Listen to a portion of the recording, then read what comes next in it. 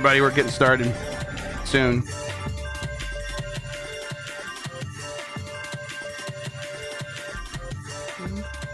Okay, there's that. Sweet. Yeah, we also have to deal with the fact that you are Mike Minotti. Mike, count to 5. 1, 2, 3, 4, 5. Mike Minotti's closer to his mic than ever before. Look, everybody. I have an arm for my microphone now. Look how close this is to my mouth. And if I get excited, I can just lean back and hopefully it's still I've okay. never seen your audio level be this consistent. It is. I'm so excited about this. We're doing so excited. This is great. I'm so excited. Not like, so sometimes I get kind of mumbly, but it's a little fine. bit better if I'm this close. Because now the compressor's actually working. We're doing it. Let's go. Oh my god! Oh, I'm so excited. You guys can't look at this, everybody. I've assembled the gamer shelves. Let's go. It only took 307 episodes for Mike to get a goddamn it took a while for me to get this arm. light. I upgrade things, but just slowly. Over time. Well, the mic is still my old mic, but the arm is like some cheap arm. I do give him money for this stuff, everybody. I don't tell him how to spend it, though. I don't tell him how to spend it. Okay. I don't have him. He shouldn't be too much lower than me. He's right in the same. He said JK. He said JK. Oh, he says JK. Well, JK. that's the worst kind of Just joke you can kidding. make Look to at people that. producing audio. Yeah, you gotta feel like you're giving me a little bit of anxiety here. So funny. Okay. It wouldn't be a funny bit. I just saw the headlines like top 10 things you never say to an Overwatch player. I think it'd be a funny bit if like they're all just things you wouldn't say to anybody. Like number 1, your Fuck mom's you. a whore. Yeah. You smell like shit. Yeah. Yeah. That's pretty good. That is a funny bit. Like a Norm Macdonald bit. Yeah. No, that's when you're lost in the in a New Jersey mall and you're trying to find where you parked. Seinfeld bit is what that is. Yeah, I'm on the I'm still on the Okay. I'm gonna test this other audio. That means turning off. I'm still on the this. Norm Macdonald's side of TikTok. Sorry, I got distracted. There's a Norm Macdonald side of TikTok? Oh yeah, bro. There's a lot of Norm Macdonald TikToks from his video podcast. Is it like Zoomers like finding out who Norm Macdonald is? Yeah, it's like them discovering Probably, Family I Guy. don't know. You're discovering Family Guy? Oh no. People. Oh, Family Guy is very big on TikTok and like People needed to Shit discover like that. Family Guy. Yeah, I guess so. I got that. Family Guy's I got finally that bit. dying, but no. Yeah. No, it's eternal. Family Guy will never die. I got that TikTok, that video, that bit where Norm Macdonald reports on a blind guy breaking the bowling record. Yeah, I heard it. And he pulls up a sign that says that's why they told him, but he didn't do it. And he's like, shh, everybody, shh. It's like just clap. I'm gonna go get on. I'm gonna go watch some Congratulations to Norm the Macdonald blind guy. TikToks tonight. That sounds like a good way to waste 4 hours before going to sleep. Okay. Bro, TikTok is such a sync time. It's like a fucking I really can't use it. hyperbolic time chamber. I hate it. Fucked up. Okay, I'm gonna spam 100s in chat. There we go. I think we're ready. I should tweet. I'm gonna tweet and then we'll be good to go. Yeah. My food is I'm gonna about to skeet arrive. and I'm gonna tweet and I'm gonna post. And, you're gonna post. I'm gonna rethread. I'm gonna rethread. I don't have. Is threads happening? Is that like a thing? Because I don't know or care. No. Because I don't. It seems like Blue Sky's doing fine. Can't that just be the one? Yeah, I think. No, it's not gonna be that one. It's gonna be. I don't get the Threads. point of Threads. It's I don't just either. It's just Twitter, like bro. it's just Instagram. I don't. But like, again, I don't like. One, I don't like Instagram. Two, it's the only platform where Tokoto is taken. Hey, Mike Tokoto. It's Mike Tokoto there. That's funny. you Well, didn't that go Threads. with Tolkien Miyamoto. Sorry, buddy, but Threads is gonna be the one that wins It because probably will just because it's fucking because meta. normies don't want to create another account in fucking Blue Sky. They just want to use the Right. fucking Instagram. Why couldn't they and just Facebook introduce, account. hey, Threads within the Instagram app? They even call it an Instagram app on the App Store. Whatever. They're fucked not. up. No, Well, it doesn't because even have a people desktop app yet, right? No, they don't have a web. But Yeah. I refuse to do too much with it. Until it Well, has the a thing is, desktop like app. the worst thing that shit does is it doesn't have a follow tab, and you see every random NFT motherfucker in the fucking timeline. I got like the second I saw it, it's not a follow tab. I'm like, I'm gonna get so many NFTs motherfuckers on this shit. And 2 motherfuckers showed up within 5 minutes of me saying that shit. It's like, oh my god, I was so fucking right. Yeah, I don't use that shit. I like Blue Sky. It feels more cozy. That's so cozy. I mean, it's just Twitter, right? I wouldn't know since I'm not in there, but You don't have a code? I do have a code, by the way. I can give you. Cool. Hook me up. Yeah. There you go. Yeah, hook up the guy who does social media for your company, Jeff. For Please. 6 minutes. Well, From Jeff, 6 I don't minutes get ago. what you Blue Sky? Shut the hell up! Why would that matter? From 6 minutes ago, Street Fighter is announced that Street Fighter 6 has sold 2 million copies. Oh, Nice. Yeah, look at that. that's a lot of copies. So there you go. Add In it 1 to the month, rundown. that's a lot. You know, I'll be honest. For a fighting game? Slightly lower than I thought, based on like the way people were talking about. We'll talk like about only it. a little. Only a little. Yeah, we'll talk about it. Okay. It'll be interesting. I wonder. I'm gonna get some numbers up. Yes. No. Luigi's Mansion 3. I think like.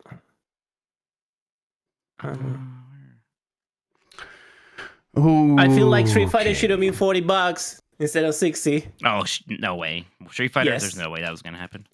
for the thing you get at $60. Oh, It's kinda fucked up. right. I think I'm ready to get started. Let's Plenty of spam content. those 100s in You don't chat. get you don't get any color of your fucking, you don't get like the alternative No, costume like you no, the did in 5. okay. You don't get any color. You don't get any way to gain fucking the things you need. Okay, to like get- that stuff. to buy sure, the colors. But like, it has a giant single player mode. Who gives a fuck? Nobody plays that shit. And I the mean, I people think a who lot of play people that are, game like, for real, A lot of people play that stuff who The are people No. who aren't people like us Like, playing yes, online. yeah. play the it. people who play that game, who spend money in that game, doesn't play that single player shit. Well, sure, Only they'll plays spend it money. once.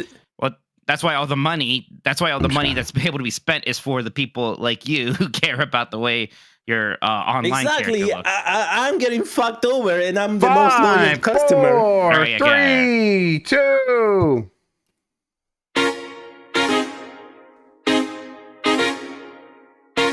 Man, silence is golden.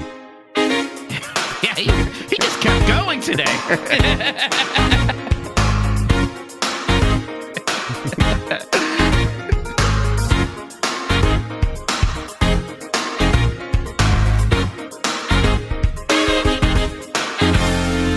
It's the internet. You're busy. Let's do this. Welcome to the Game Mess Decides podcast. This is the podcast where we decide everything about the world of video games so you never have to think for yourself. I'm your host, Jeff Grubb, and with me is...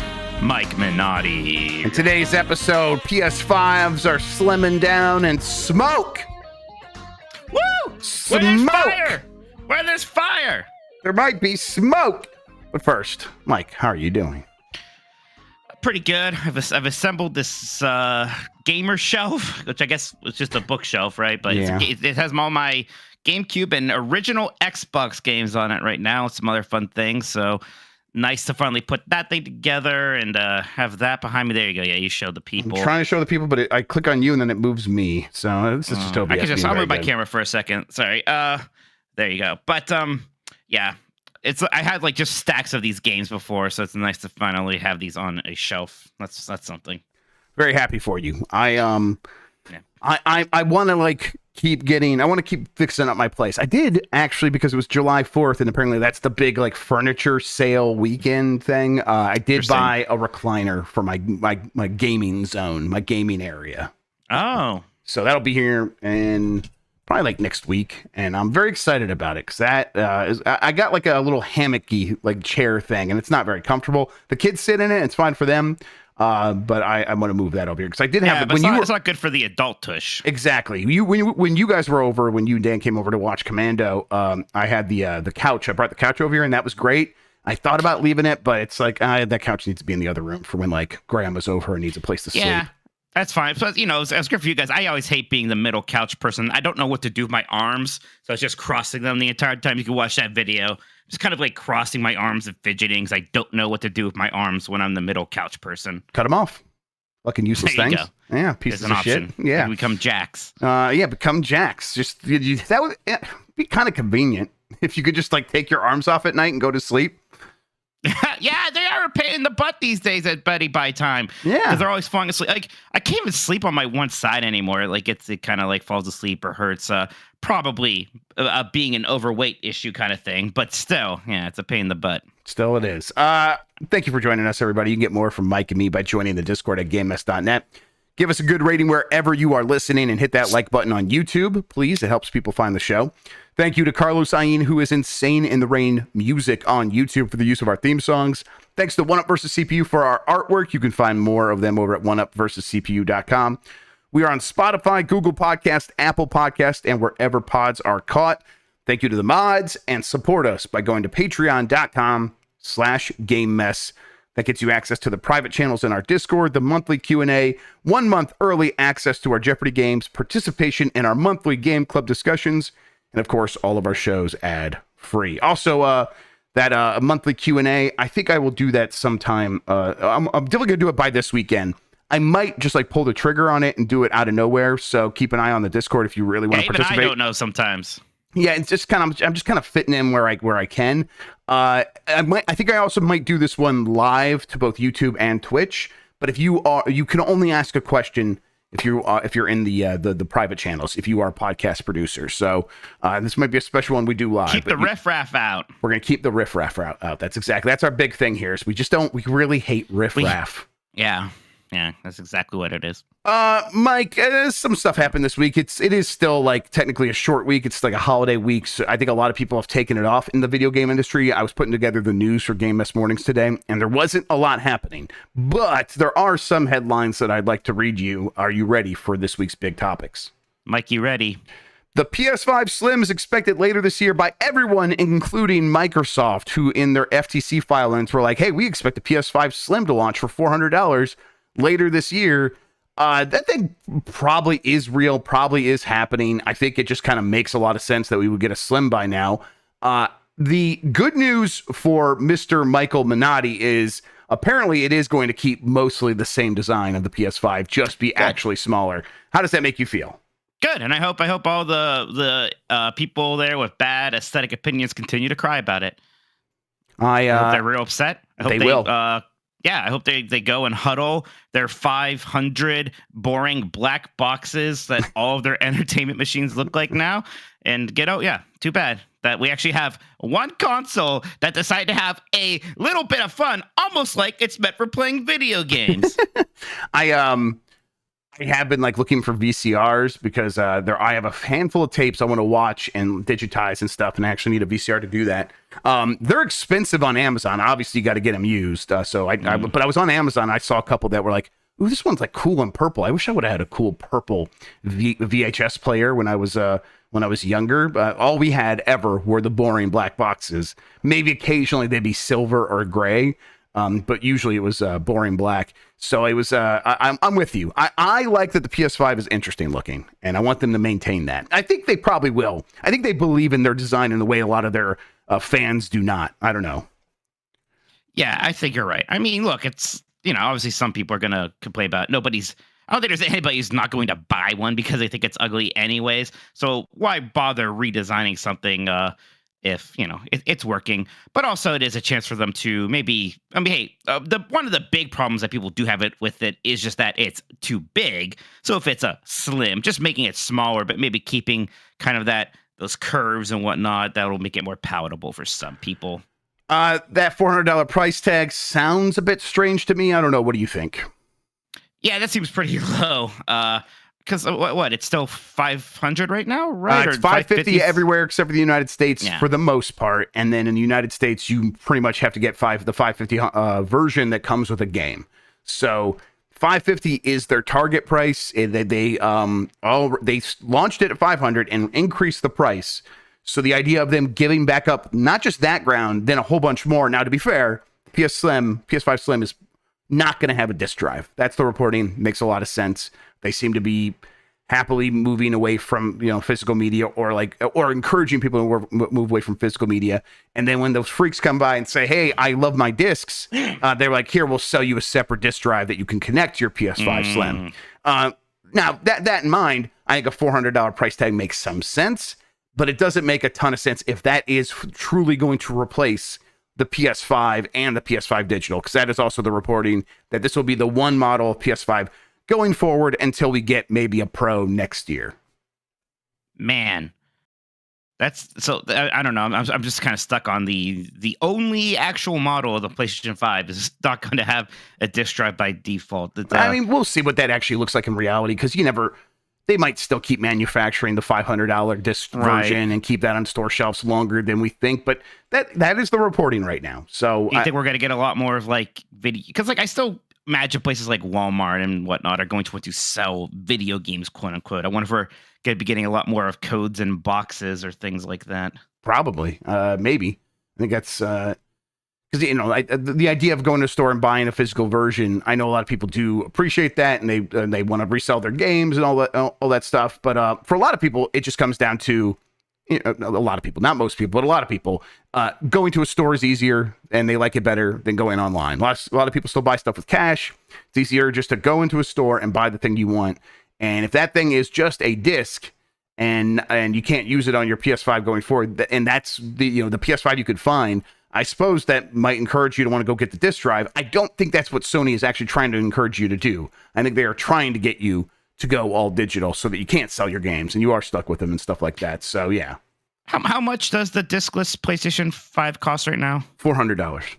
That is $400 already. You know what? I think now that I think about it, they might have increased the price for that $50 as well.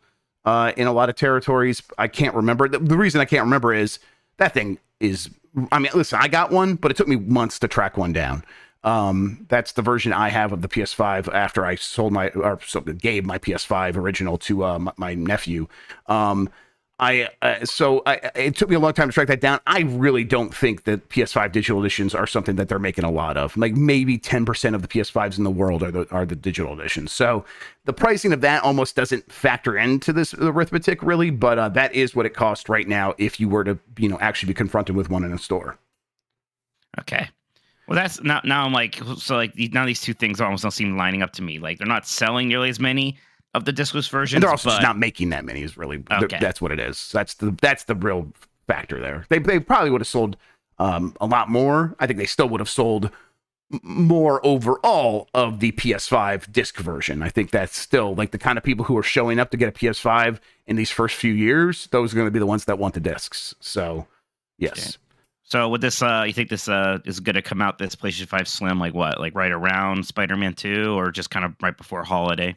I know, yeah, Spider-Man 2. Yes, I think it comes that same week probably. So that begs the question, Mike, when do they announce this thing?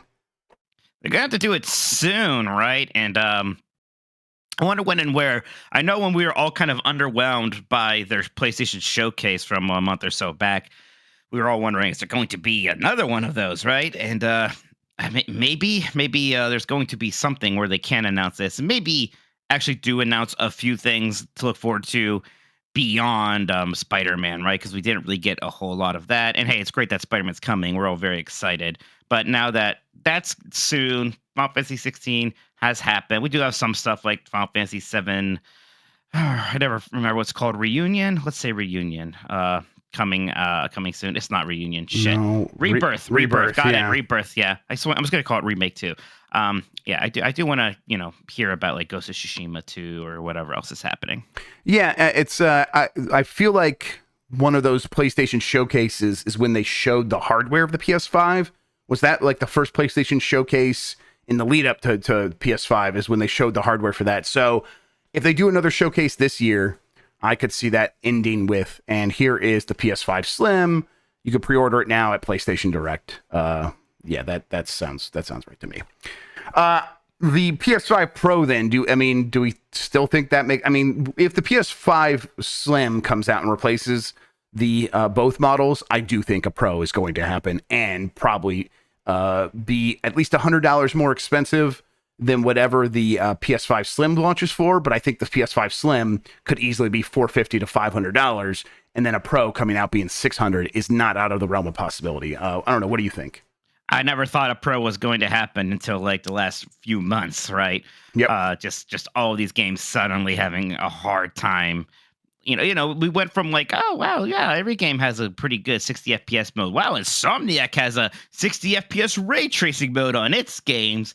And we went from that to, well, I mean, of course, Redfall can't do 60 FPS because that's just a bad game and it wasn't made well. But now we have Jedi Survivor, Final Fantasy 16, and Starfield just not even trying to hit 60 FPS. So yeah, I think this stuff might be coming this gen after all, and it's a little bit of a bummer, but I kind of blame myself for being gullible, really buying into the hype about how powerful these machines were, right? And just the realities of what console gaming can actually do at the prices it needs to be at. I do wonder, so okay, PlayStation 5 Pro, does that have a disc drive?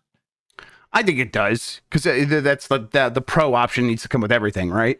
You need to be able to I think it comes with twice the amount of storage, a lot more power, significantly more power, and then more powerful GPU at the very least, and then a disk drive will still be in there. Yes. Can you actually read this Rogers OG super chat real quick? Because this jumps off of this topic, and then we can move on to what's next. Right. And hey, you can send a super chat too during the show, and we will read your question or comment live on the air. But from Rogers OG here, it says, regarding physical games, I work at a Walmart, and I can tell you way more people buy the gift card vouchers for digital games rather than physical versions. Very few people actually buy the discs. Okay, and Walmart's a place where I thought maybe that would still be happening, so that's interesting. Yeah, I mean, I bet that's true. I mean, Rogers, this is anecdotal, but I still believe you. I mean, we can look at the numbers that these companies provide, and no one's saying like 100% of their stuff is digital, but it does range from 50 to 70% of their revenue from selling new full games is digital. Sometimes those numbers get mixed up because they're like, oh, we make this much money from digital, and sometimes that includes microtransactions. But a lot of times companies clarify the number, and they're like, hey, no, this is for full game sales, and 60% is digital. So a lot of people still are buying physical, and enough that it really matters. But I do believe that today, like at a Walmart or a GameStop, a lot of places like that, because there are a lot of Xbox Series S's out there, I bet a lot of people are buying digital like codes because they don't even have a disc drive already. Yeah, I think that's right. I do. It makes me think of when I was at a GameStop for Christmas this year, and I was just kind of in there looking for like presents for nephews and nieces. Like the thing people kept coming in to look for was Robux. Like 4 people came in and asked about Robux cards for Roblox, and they're all turned away because they had sold out. Right? Yep.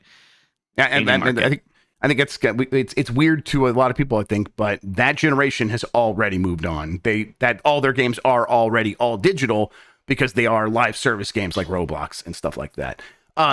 This pricing, Mike, before we move on, those numbers were from Microsoft internally, like speculating, it seems. Do you think there's a chance that they're trying to like just, do a little bit of an underhanded thing to Sony where it's like, oh, it's going to be $400, so that when Sony announces it's $100 more than that, they look bad? Maybe it's like showing you have to see like, look, we have to compete with their console at $400 now. True. It's going to be real hard for us. I mean, it certainly benefits them in multiple ways to present it like Sony's thing is going to be as cheap as possible. But I mean, if it is $400, because that's going to make the Series S look worse. How much is the Series S right now? It still will be cheaper, right? The base version's $300. The 1 terabyte version is $350, I think. Yeah, so it's like, okay, for $100 more, maybe maybe they're both $50 more. I think it's $300. Yeah, you can just get a PlayStation 5 Slim, and yeah, it's smaller, but it's a lot more. It's decently more powerful than a Series S. So, yeah, I think that's going to put Microsoft in a spot, and man, even more so than PlayStation. I think they're going to maybe want that mid-gen refresh.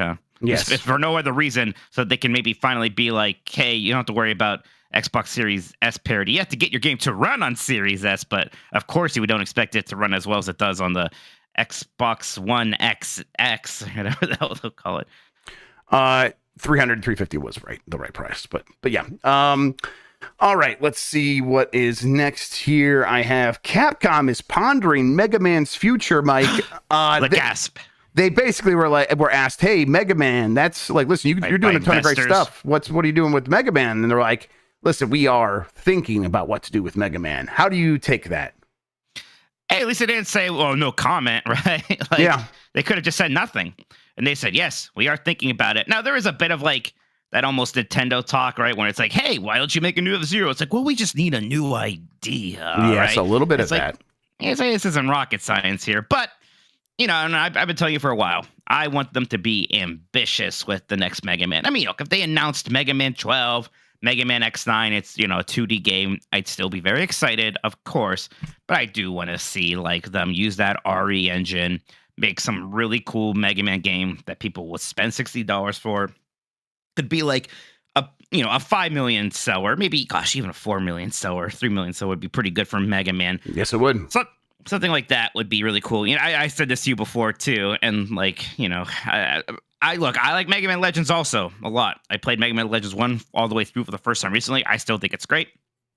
I don't want the next Mega Man game to be Mega Man Legends 3 because I want the next Mega Man game to sell well. I listen, that is 100% correct. I'm sorry. Mega Man Legends 3 is not going to fail because it's the sequel to Mega Man Legends 1 and 2 games that didn't sell very well. It would not perform as well as a new, fancy, from the ground up, fresh start, big 3D Mega Man game that feels like this. Hey, this is important because we're Capcom and we're saying this is important. This isn't important because a bunch of nerds who are too old are begging for this game series to come back. I'm sure they could do a lot of fun stuff with Mega Man Legends 3, and maybe eventually they do get around to it. I want it eventually. Eventually, we'll get that boy off the moon. But we got to really do something splashy here first, I think.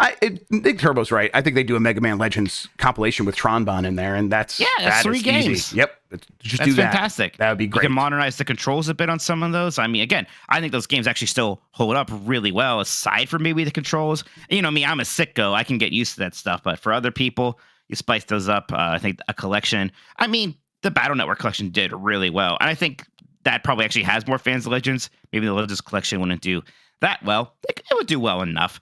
And I think at this point, I think we're getting every Mega Man game in a collection. I think that is going to happen. Maybe we'll even get those Star Force games.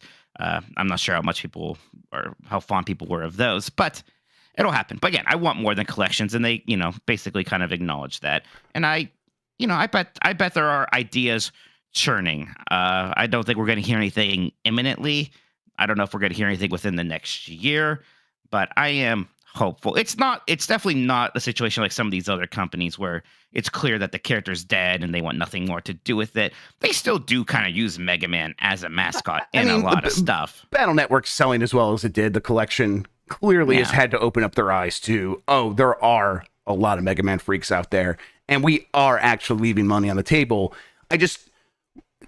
I'm not skeptical of Capcom's ability to learn the right lesson. I do wonder what lesson they take away from, hey, Mega Man Battle Network collection did better than most of our other collections. What do we do next with this information? And it's I hope it is do a lot of stuff with Mega Man, including a new Battle Network. I wonder if they're just let's just do a small new Battle Network game. That seems very likely as well. So that wouldn't exactly light my world on fire. Yep. Stop calling me a freak. Listen, we're all freaks here. What do you think? We're all freaks. What do you think this goddamn podcast is? Red Dead Redemption. That's right, the freak zone. Red Dead Redemption remastered rumors continue to pick up some more credible evidence. Basically, a bunch more people are corroborating this report. That sounds right. I don't know if we talked about this last week because there was this is from the last week. But you said Red Dead Redemption 1 remaster? Yeah, Red Dead Redemption 1 remaster is what If I didn't say that, that's what I meant to say. I just missed it. It could also just be a remake of sorts, but probably a big boy remaster is actually what they're going for.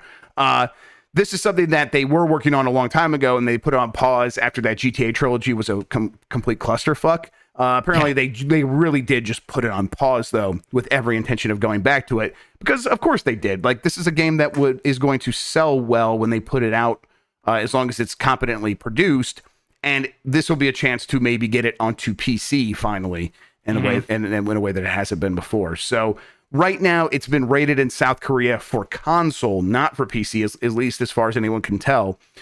So they will what they'll probably do is they'll update it for the modern consoles and then put out a PC version later. If they're doing all this work, that makes a lot of sense. Red Dead Redemption 1, is that one that you have a lot of fondness for? I know you like 2. Ooh, I like 2, but I love 1. Red Dead Redemption 1 was fantastic. That was definitely one of my favorite games from that generation, actually. That one hit me really well. I'm not usually a big Grand Theft Auto guy. I think Red Dead Redemption did a much better job having a consistent tone to it. I really liked its vibe. The music was great. The whole, when you go to Mexico for the first time, that song plays. I don't know why that was such a good moment, but it really was. Had a really strong ending. I thought the mechanics were a lot of fun. Yeah, I love Red Dead Redemption 1, actually. I'm really interested to go back to that and see what I think of it now. Do you think it comes to the Switch? I say, well, they did get the GTA trilogy on Switch, but those sucked. Yeah. Yes.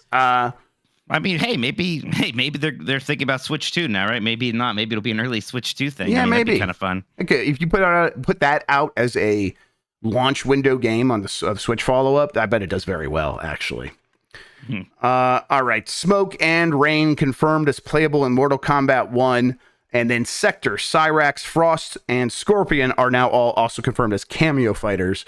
I watched that trailer. That this game continues to look so much fun. And Smoke and Rain in particular look very good. I was very impressed. I think Rain looks actually kind of awesome. Rain looks super cool. Yeah. Like Smoke is very much like the classic kind of ninja look. He looks pretty similar to how Sub-Zero and Scorpion look in this game. But Rain has kind of like a cool mage thing going. What are you flashing to the camera, by the way? I just want to people are talking about my physical game because I'm a freak too. I just was trying to show them the price. That's $3.51 for this Mario Golf for the Game Boy Color. When did you get that? Long time ago. Yeah, about to say. Long time I have some games like that too that have old sticker prices when I bought them 2009. from Funko. Yeah, and it's very funny to see how much we used to get these for. But yeah, I mean, Rain looks great. But you know me, I'm a Smoke freak. I mean, I almost feel bizarrely blessed that I've been crying about Smoke this whole time in Mortal Kombat 1. And literally the first character announced for it after like the initial roster is Smoke. I told you all that Ed Boon led me to believe it was going to happen. I also got some info from some other people. Thank you very much. You made me think it was going to happen. So I was pretty sure it was going to happen. But seeing it announced right away, he looks really cool. He's kind of fighting with like knives, which is a little bit different, I think, than what he's done before. So there's some twist there. But yeah, I don't know why. I love all the ninjas, actually. They're all good. I feel like every Mortal Kombat game, I want all of them. I don't just want Sub-Zero and Scorpion. They're great. Give me Ermac. Give me Rain. Give me Reptile and Smoke. Even give me Tremor. Hell, I don't care. I think they're all great. Yeah, I want them to keep, and really the way that they're doing this continues to be really fun, where it's like, oh, these characters come back and we get to see how they change from Mortal Kombat 1, and then we also get all these cameo fighters that are just like absolutely hitting the nostalgia buttons. Yeah, like Cyrax and Sector, just straight up how they look in like Mortal Kombat 3, and they look great. I do always like those characters. I wouldn't mind if Robot Smoke was a cameo character on top of that. Exactly. I'm not going to get that greedy, but it'd be fun. But yeah, it looks great. AEW Fight Forever Stadium Stampede Battle Royale mode has been teased. We don't have to like talk about the mode, although it looks pretty fun. It looks really fun. It's like a Battle Royale mode. And it's a free update, I think, too. So that's neat. Exactly. That's kind of where I'm at. So they've talked about in the past. At least I've heard this. I can't remember who said it at AEW and or Ukes, but that the plan is to support this specific game for 2 years. This feels like a really good start, and I hope that like the future updates look a lot like this, where they're like, let's just try big, crazy things in this, because I think that could be a really good way to keep this game relevant, as long as they keep updating the roster pretty heavily. They introduced Sting. That was good. We've got Sting. We've got, I think, FTR, and I believe the Acclaimed is either there or coming soon. Exactly. Look, that's a great plan, but they're not going to fall through with it if the sales numbers are there. And I still worry that they really shot themselves in the foot with a $60 price tag for this game. Yeah, but I feel like it's one if you drop it to 40 and you keep doing these updates. I bet like it picks up like positive word of mouth enough. I would hope. I would hope so. I'd hope so, but it would have been better if it just came out at 40. But sure, they'll drop the price eventually. But now how many people are waiting for that? And then people might be waiting for that and then miss it when it happens, right? Yes. It's difficult. But because like I still want to play the game, but I don't really want to spend $60 on it, and I didn't get a code. And plus, it's this time of the year, right? It's crazy how many games we had to play. But when you were playing it, the quick look on Giant Bomb, I thought it looked really fun. Actually, I was kind of into it. I think the best way to describe it is it really is WCW versus NWO Revenge, not WWF No Mercy. No Mercy. Because it's like No Mercy came out after and was more refined and had more stuff. This, for me, and I didn't play a lot of that because I was watching WCW. So I was like renting the WCW games over and over. And those always felt pretty slight. And then, but it was still a lot of fun because the systems were there. And this feels a lot like that, where it is not quite as refined as you can imagine it maybe end up being in a couple of years. I hope it kind of gets there. I'd be very excited. I mean, would you rather they just make the sequel in like a year? With some improvements, a bigger roster? I don't know, because it's like for this kind, like that, it was not some great idea for Yuke's games previously, right? Like Yuke's wasn't like making huge improvements because they were on an annual release schedule. So I'm hopeful that by focusing on this game that has a decent foundation, I find it very fun to play.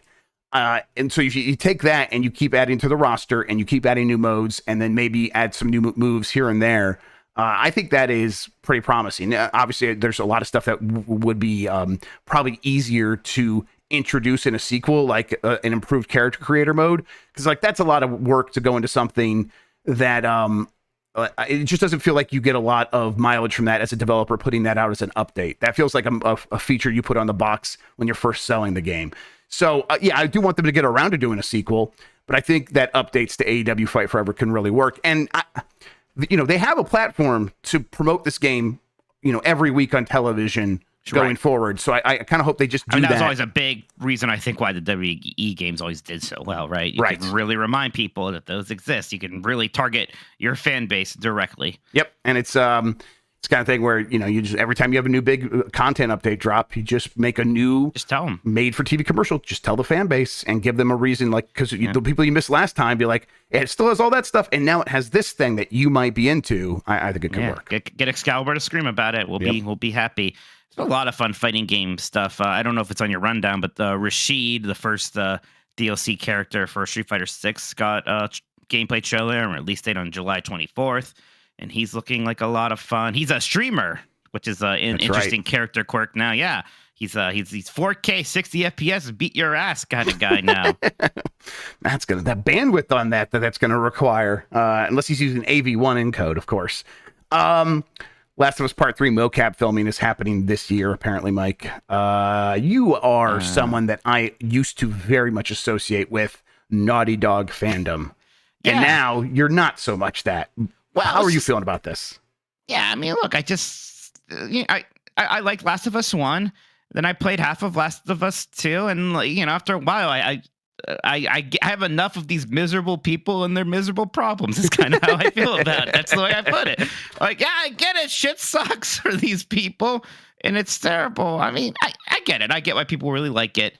And the fact that I did like Last of Us Part 1 so much, it was me kind of going against the aesthetics that I generally are into, right? Or the kind of like the tone of the kind of games I'm into, right? Uncharted, very much more my thing. We're having an adventure. It's fun. The sun's out, and all that stuff. But yeah, The Last of Us just doesn't do it for me. I'm not shocked we're getting a third one. I really wish we sort of got another new game from Naughty Dog first in the way that we got Last of Us between Uncharted 3 and 4. But with how long games take to make now, Last of Us is obviously this huge thing. I'm not surprised. Yeah, strike while that iron's hot. Finish up Last of Us. Hopefully this is like kind of the conclusion there so that Naughty Dog can start working on something else. But I'm not sure. Yeah. Like you said, you get it. I get it. I get that I get why this is happening. But then at the same time, I'd be like, Uncharted, I get why we're going to always get Uncharted games from Naughty Dog, and we're not getting that. Clearly, they want to make a Last of Us Part 3, on top of also probably making a lot of financial sense, and Sony very much encouraging them to do so. But I don't know. I wonder if Naughty Dog were to turn to something more crowd pleasing, if that is, and that's what I would prefer. But I never know if my tastes are aligned with a wider audience or not. Oh, I think this is what's crowd pleasing. I think you know what? You're probably, that's almost exactly right. This does seem actually, because like whenever I hear wider audiences talk about video games, Last of Us is what comes up, and they talk, and it's like I wish there were more games like that, and I'm like, I'm glad there aren't, because so much resources goes into it that like even like one or two things like that is to take so much oxygen out of the room for these big publishers that there's a reason why we only get a few of them. Yeah, I wonder what miserable shit's gonna happen in Last of Us 3. I wonder if like, someone's going to like get their leg chopped off in the beginning, and then they'll fall. They'll get like a pony, and then the pony will die. Yeah, the pony will just be beautiful and pure, and they'll punish it for that. They'll punish it for being beautiful and pure. Everything will be really brown, and it will be really sweaty and dirty. It's nice. Yeah, we'll see. Naughty Dog fans will keep getting those Naughty Dog games, though. So I mean, they do. Yeah, they make good games, and they're definitely good games. I'm sure if I like did sit down and be like, I am going to beat Last of Us 2, I would have a fine time with it. I find a lot I appreciate, but again, that really is my tagline for like, what is my problem? Why don't I care more about Last of Us? I am tired of these miserable people and their miserable problems. I really like the rope physics. They should make an entire game about that. Uncharted 4 had that rope shit, man. It ruled in there. I think they just but they just used the rope physics from Uncharted 4. Uncharted 4, a lot of fun. I really like Uncharted 4. I love Uncharted 4. I think, again, it seems ridiculous to say Uncharted 4 is underrated, but that game, I think it is. Ruled. No one talks about it. No one talks about it. That game ruled. Maybe it's like I'm not like listening to the right people. But these big Sony games do, I guess, because like God of War kind of always gets brought up. But it's like anything that's not God of War or The Last of Us, it does feel like they come and go, and then they get forgotten about. And I'm like, Uncharted 4 is one I would like think about all the time. I just enjoyed myself, but I'm probably just like missing the conversations about that. Dick Turbo says, Mike, why are people in an apocalypse so miserable? Like, yeah, look, I get it, but like, I don't have to like inhabit that world constantly. I feel like if you were in an apocalypse, you would still be pretty much the same person, Mike. I think you would probably pretty much still be Mike. Yeah, I don't think I would suddenly be dour and like, constantly like solemnly playing a guitar and being sad. Mm-hmm. I don't know. All right. That does it for the big headlines I have written down here. Look at that. I told you, I screamed at you about the headline I found for you. I said, put it in the rundown, and you didn't. I didn't. And you didn't. What is it? It's Street Fighter 6 revealed sales numbers. Street Fighter 6 has sold 2 million copies, everybody. Mike did tell me. I forget what I was doing at the time. Yes, that is, I think, pretty good for a fighting game. Listen, Street Fighter has never been the top-selling fighting game, except for probably Street Fighter 2. Since then, Mortal Kombat has only grown bigger every time that they put out a new one. Mortal Kombat 11 has sold 15 million copies worldwide, which is very, very, very good. Very good. Mortal Kombat was a good. I mean, Street Fighter 6 wasn't going to do that. But they did aim for 10 million. They said that they're aiming for 10 million. They're probably on a trajectory to hit that. Street Fighter should have pretty good legs. I thought it would get off to a slightly better start. But I don't know. I mean, we haven't seen it at its first Evo and things like that. Does that stuff make a difference? I honestly don't know. I guess. I mean, apparently Street Fighter 5 has somehow sold 7.2 million units. Right. Which shocks me. That's a game that was only on PC and PlayStation 4. So yeah, this game is going to have to sell better than that. It is going to sell better than that. I think it probably halts around 9 to 10 million. They're going to support this game for a long time. So I do think it gets to 10 million. It's just does it get to a strong 10 million with few price drops and things like that? Probably not. But I don't know if that's ever what they meant. Yeah, I guess. I mean, it's just 2 million's good, but again, this isn't like 2 million its first weekend. This is 2 million now. The game came out about a month ago, right? Yeah, I think that's. I think it's good. It's good. It's like you got to keep the fighting games in perspective. Yeah. 15. I mean, away.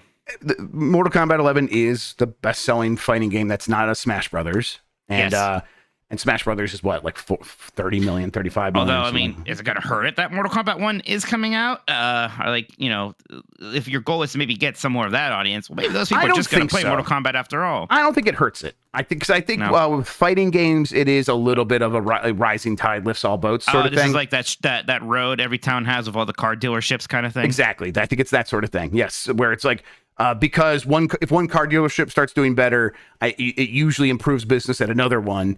I think it's that sort of thing where the more people that are excited about fighting games, the better for everyone. And if Mortal Kombat 1 is the reason people get excited about fighting games, that's actually just going to mean good things for Street Fighter 6. I think that's probably how it'll work. How much is Resident Evil 4 Remake sold? Or what? I'm curious now. I don't know. I'll try to find that. But we can move on now. Well, we're going to move on to a break. When we get back, we're going to read some super chats. We are going to do our Metacritic prediction for the next quarter after my stunning and just glorious victory from last quarter, where I just stunted on this hoe. Just absolutely destroyed him. We'll give him a chance to get a little bit of redemption. We'll do that when we get back as well. And then we're going to do a Mount Rushmore of sports video game, arcade-style sports video games. Man, did I not tell you? That's interesting. You didn't tell me that. That's interesting. Okay. We'll do that when we get back, right after these messages. I think I put it in the podcast producers, and then Sean was like, "No, we haven't done that before." Because if we had, I would yell at Mike. I'm like, "Oh, I wonder what that's about." You didn't even put in the group chat. You put in podcast producers. Yes, I didn't even put it in the podcast producers that were doing it. I just asked if we'd done it before, and then I might have said that. I might have said that. That's fine. That sounds fun. Sure. Yeah, it's easy. Like that's why we do them like this, because it's like you could just think of some arcade sports games. Okay. I don't have to potty, so okay, we can go. We'll get back into it then. Right after I get this. Okay. Did I make a thread? I think I did make a thread. You just made a thread, and because I don't see it on the group chat. No, I didn't. I didn't put it in the group chat. I put it in podcast producers, and then I made a thread.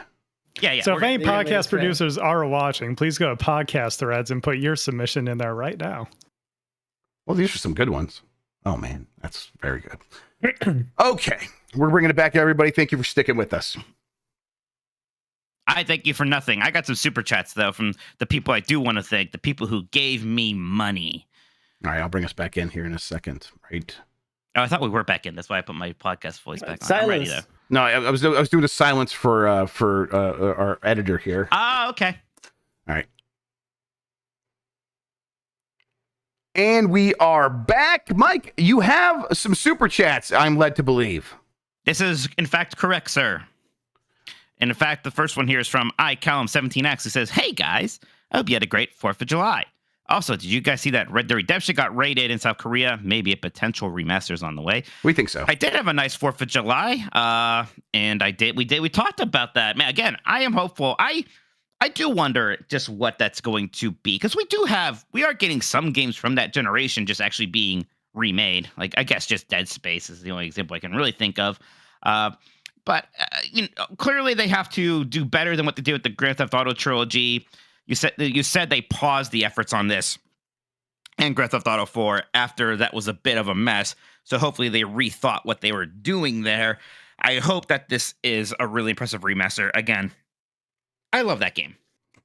Yeah, I'm right there with you. I think they are doing it. I think it'll be a big boy remaster, bordering on remake, something akin to definitely Metroid Prime, but maybe as much as Dead Space. We'll see. Connell Wood says, "No way as slim as 400 if Project Q is 300. What's Project Q again? It is, so you have this Ultra Hand ability from Zelda, and then you have a DualSense. The Wii U gamepad. Yes, you rip the DualSense in half. Oh, you put a right, tablet between it, and you use Ultra Hand to glue it together, and then you have a Project Q that you're selling for $300, and it only works. We locally. don't know if it's $300. We don't know what price that's. Yeah, where does that price coming from, Connell? Excuse me. Put it in chat, because Jan said the same thing today, and we couldn't figure out where we had heard that. I think a lot of people were just pessimistically guessing. I don't think they said it's going to cost that. We'll see. I bet Jodicus, that's right though. Oh, that'd be insane. No, I don't. There's just no way. That's insane. Okay. I get it. We'll see. I get they it's charge Sony. too much for things. Yeah. I understand that, but still. Okay. My God. Right. We'll see. Jodicus says the real question is if Xbox does a Pro model, do they fix the sins of their past and use NVMe this time? Jeff, what is NVMe? Non-volatile memory. What's the E stand for? I can't remember. Excitement. Extreme sex. Express, because it's a new version. Right. That's right. So I like the extreme sex. Yeah, of course. NVMe is just they must. Do they use SATA? I thought they used NVMe for a long time, but I guess now that I'm thinking about it, I do remember hearing that they use SATA instead. So these are just a transfer. What they mean is instead of the card. Like, is it just gonna have a bay where you pop an instead of NVMe CF, instead of CF Express, so they went okay. No, they're just. I get what you mean. So so you want to be able to just install an M2 SSD into your thing to expand your storage instead of being stuck on the CF Express cards that are proprietarily made. I could see that. I mean, for a Pro model, if they do a Pro, you would hope that they would give you every option. They're probably not going to, because they've made all these deals. They're probably just going to stick to this thing that's simple and clean, whatever. Simple and clean? Yes, you heard like me. The way that you're making me feel. Does that mean I have to meet your father? From Ryan Allen, who says Mega Man meets Dead Cells or Hades. Hey, I got a game for you, Ryan. 30xEX is in early access, but it's actually a sequel to a game called 20xEX. I think you should just play 30xEX, even though it's in early access. But that is, in fact, just Mega Man X as a roguelite, and it's very fun. Big fan of it. Although, again, like I want Capcom, whatever. I don't want it to really take inspiration from indie games necessarily. Nothing wrong with indie games. I love indie games. But they're trash and you hate them. Yeah, well, look, I'm not exactly the big Returnal guy, but maybe look at Returnal actually. What the fuck for Mega Man? Absolutely not. Look at Hades. Are you insane? What are you saying? I'm actually mad at you. Returnal's a shooter. What the fuck are you talking about? Well, because I want a 3D game. I do. I just want a 3D game. Okay, just make Hades but 3D. Returnal is a bad Hades. Not bad. It's fine. But like all the stuff, the truth comes out. All the stuff that Returnal does in terms of being a roguelite is pales in comparison to what Hades does. Okay, that's fair. But I guess I just mean in terms of more like the gameplay. Okay, like 3D. If that's what you mean, obviously, fine. I think Mega Man should have a gun and not a sword. Jesus. Unless you're Zero. Antonioni says make Mega Man like Kirby Forgotten Land, but hard. Yeah, but Kirby had a gun in that game. Yeah, you could kind of have Mega Man-ness to it. 30xx has a maker update. Apparently, you can like make levels in 30xx now. That's pretty cool. Yeah, that's insane. Yeah, that game is very good. I kind of have kept waiting for it to get out of early access. I'm most surprised. Like, I'm glad you have a maker update. Maybe get out of early access and then work on the maker stuff. Yeah, sure, totally. Whatever. Burrito says, Mike, Mega Man Base / Mega Man Forte was created before Shadow the Hedgehog, and unlike Shadow, has an autocannon and doesn't feature in games that suck. Here's some money though, XO. Thank you. Look, I know he came before Shadow. He still has Shadow energy. That he does. Jeff's just like, oh, this is Mega Man Shadow. I'm like, yes, absolutely. Like he's a bad character. I do not like bass or bass or whatever. It's bass. Yeah, like it's all music things. Yeah. Bryce Gilbert says, batshit prediction. Actors from the show are going to come on stage at Last of Us Part 3 reveal and announce they are playing new characters, right? Nah, I don't know. That's difficult. Because, yeah, you're going to have to recast them. Slash, a lot of those characters are aged and or dead now by the time we do Last of Us Part 3. They're expensive, right? They're expensive. Well, you don't need to do that. You got your homies there. No. I think you misread that. I think that person is saying like new people. Yeah, they'll bring them as new people, but even still, like, why pay them? Yeah, I don't think so. I don't think they pay. I don't think you need to do that. I think we just got a new one from Dan.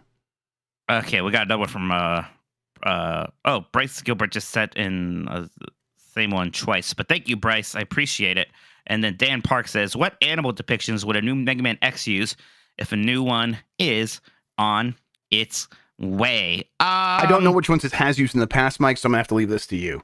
Well, it's used a lot of them, and trust me, there's quite a few I don't remember because they're from like Mega Man X6 or X7, so who gives a shit? So I think they could do pretty much anything they want to. I don't know what a fun theme would be. All the sexiest animals. How about that? Yeah. Whatever. Only foxes, apparently. Yeah, there you go, Sean. That's for you. Fucking degenerates. All right. That's it for super chats for now. If you guys have more super chats, we are happy to read those on the air. We will get to them all before the end of the show, but I think it's game time. It is game time. Yes. So how are we doing this, Sean? Do you have like the list of games that we just tell you what our guesses are? I have a lovely presentation pulled up. Oh, look at this. He does. All right, audio listeners, we'll be back right after this. Okay, let's get set up. Everyone who's watching live, thank you for hanging out with us. If you're watching this later, this will still be in there. I'll get set up momentarily, and then we'll get back into it. Let me hit the watch the stream button, and then do it like this, and then turn off show non-video participants. Are you charging for slides? You should charge them for a slide. Every time you click, it's like $5. Charge $5 per slide. Is this right? This is right. Let me just make this a little bit. There we go. There's that. There. Yep, I did. Actually, yeah, I think we're back right now. Hello, everybody. Sorry about that. OBS went away. It just gave up. Will you turn on the recording back? So no, I will right now. Refresh. All right, there's the recording. Yeah, back. I got it. That recording is probably corrupted, but we'll see what happens. I don't know if it's an MKV, right? It is. I think I do have this as MKV, so yeah, we're probably good. Let me see we're probably here. Good. Probably. If not, we get it from the YouTube. Yep, we'll just get it. We'll grab it from YouTube. Yeah, we'll get it. Okay, I'll bring us back in. No. Okay, I got something to see when we get back in. We're back. OBS crashed, but that doesn't matter. We can still do a podcast. Mikey, I think you had something on your mind. I forgot to talk about Peter Molyneux. What do we even... I mean, we're just going to do the same jokes we did 15 years ago look, again. I put it in the description for the YouTube video. I was like, what else is Jeff going to want to talk about? He never passes by an opportunity to make fun of Peter Molyneux. Because I don't actually ask you what we're talking about. I just kind of assume. Yeah, no, so say something. I like that. Say that's something. Fun. Yeah, Peter Molyneux is making... Did he say what it is? Because here's what he's telling people. He says it's something we've never seen before, so it must be a good game from Peter Molyneux. Of course. Listen, I know he's made good games. I respect that he is still doing that same sales pitch. That he's still running the same old. Absolutely no humility. Yeah, just like I'm just going to try to make a fun video game. No, he's still going to change everything. No growth as a person. No changing. Just still doing the same old song and dance. Fuck yeah, Peter Molyneux. How old is Peter Molyneux? Because that's a guy who looked like he was 60 like 15 years ago. Right. Well, I mean, he looked old when he was like making Populous and stuff. I don't know. He probably is 60 now, 60-ish. Okay. Wouldn't be surprised. I don't know. What else do we do about this, Mike? God, I hope it's just actually Fable the Ride 2. That'd be incredible. That would rule. That'd be great. Remember we found out that game is like 10 hours long? That's right. Yes, because we were like, how long could that be? And we're like, that's probably like 4 hours at the longest. Like 2 hours. I think we were thinking 10 hours. What the hell are you talking about? I would love it if it was a game where when you start it up and it has one of those terms of services, it's just this game. You have to agree this game is not on rails, and then click on the box and hit agree, and then it is on rails. I would very much like that. Hey, Nick Turbo sent in a super chat saying, talk about Black Flag, Mike. Yeah, there's that rumor that they're making a Black Flag remake, and that's kind of weird. Yeah. Apparently they have like 11 or 15 Assassin's Creed projects in the works. So of course they're remaking Assassin's Creed Black Flag if that's true. I mean, yeah, because they remastered like all of the 2 games, and they remastered Assassin's Creed 3 even, which wasn't that popular. Right. So I wonder if this is actually a remake or just a remaster to get it out on modern platforms to make it so you can play it on Switch. That makes sense. With that game, what's even the difference? Like, because for me, it feels like that game, like what you remake it, it's just going to look how I remember it. So I don't know. How much does it really need? Right, it is Crisis Core. I bet it looks a lot like that. But for Crisis Core, going from being the PSP game to going to being like a modern game. Black Flag's on Switch already? Oh, fuck me. Never mind. Yeah, it is. It's a big boy remake then. Yep. What? Why? Because they put a lot of Assassin's Creed games out on Switch. I think did Black Flag come to Switch? It was like, I think they did Black Flag and Rogue as like a 2-packer. You did it! You said it this time. Oh, did I just do it? I think so. I'd like to apologize to all our listeners out there for my just let it dumb go, mouth. but it made me feel better about the time I accidentally did it. Flag. We talked too bitch. fast. Why did you just point it out? You should just let it go. Because it evens the scales now. See, it can happen to anybody. No, he didn't. Okay, maybe I'm just hearing what I want to hear. I bet Jeff didn't. Jeff's a better person than me. Let's stop talking about that game. Thankfully, it's not recorded on the internet, so we'll never know. Hey, we got a game here. Game Best Metacritic Q3 predictions. I'm gonna hand it over to our host. I hate this fucking show. All right. We have part 2 of the segment that we introduced last week.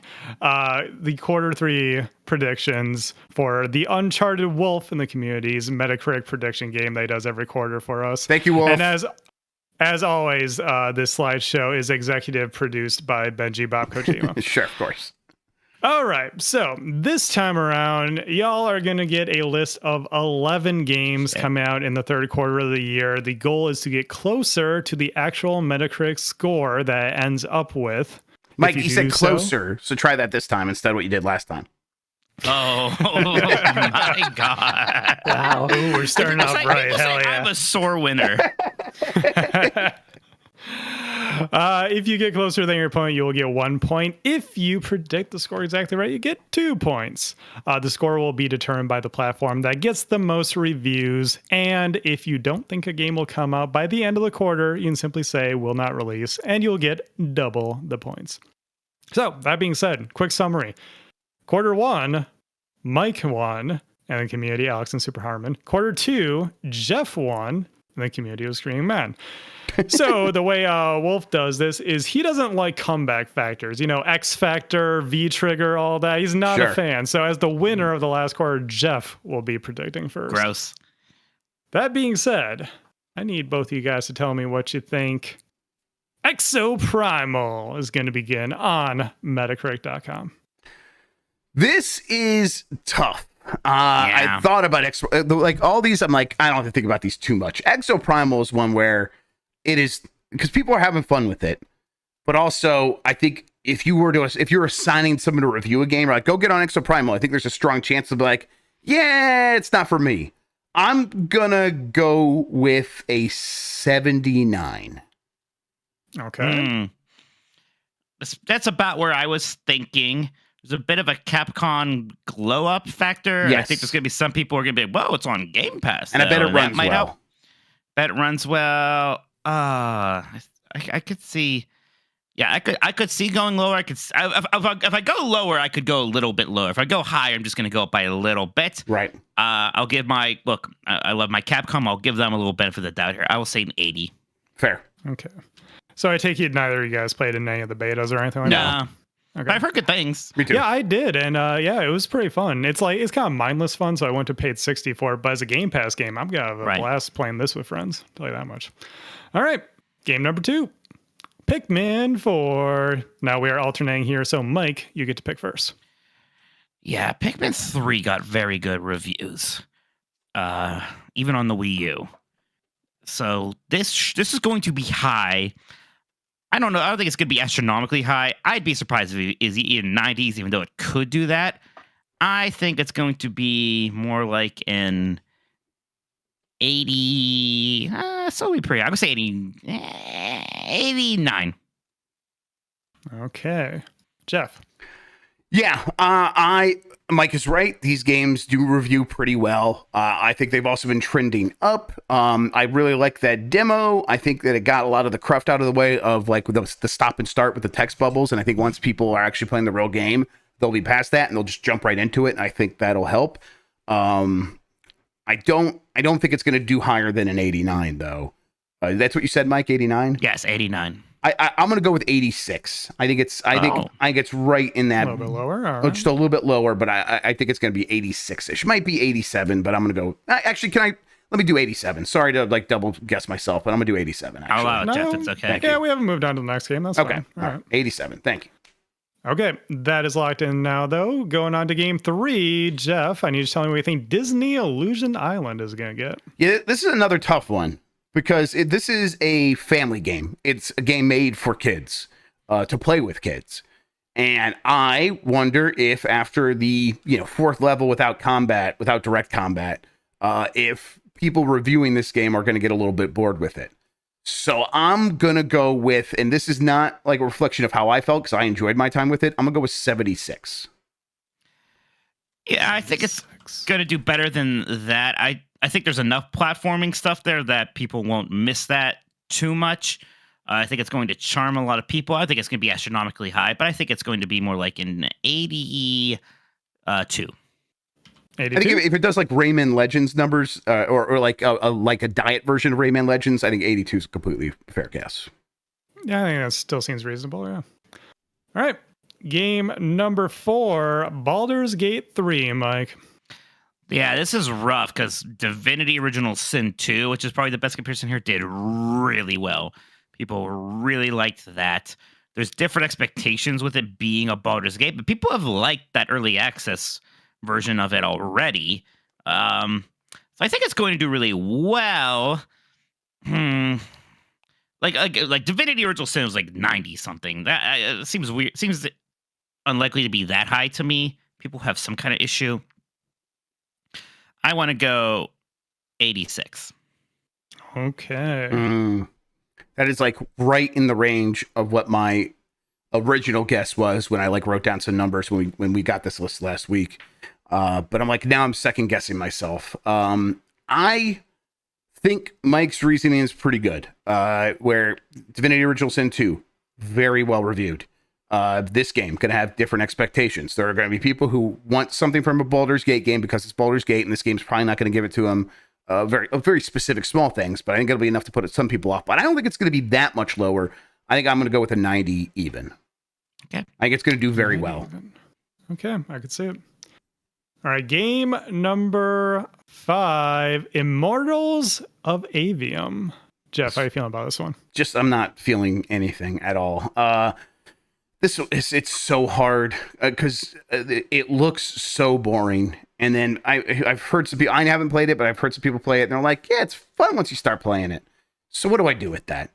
I think it's going to be you know what? I'm going to go with my gut. 74.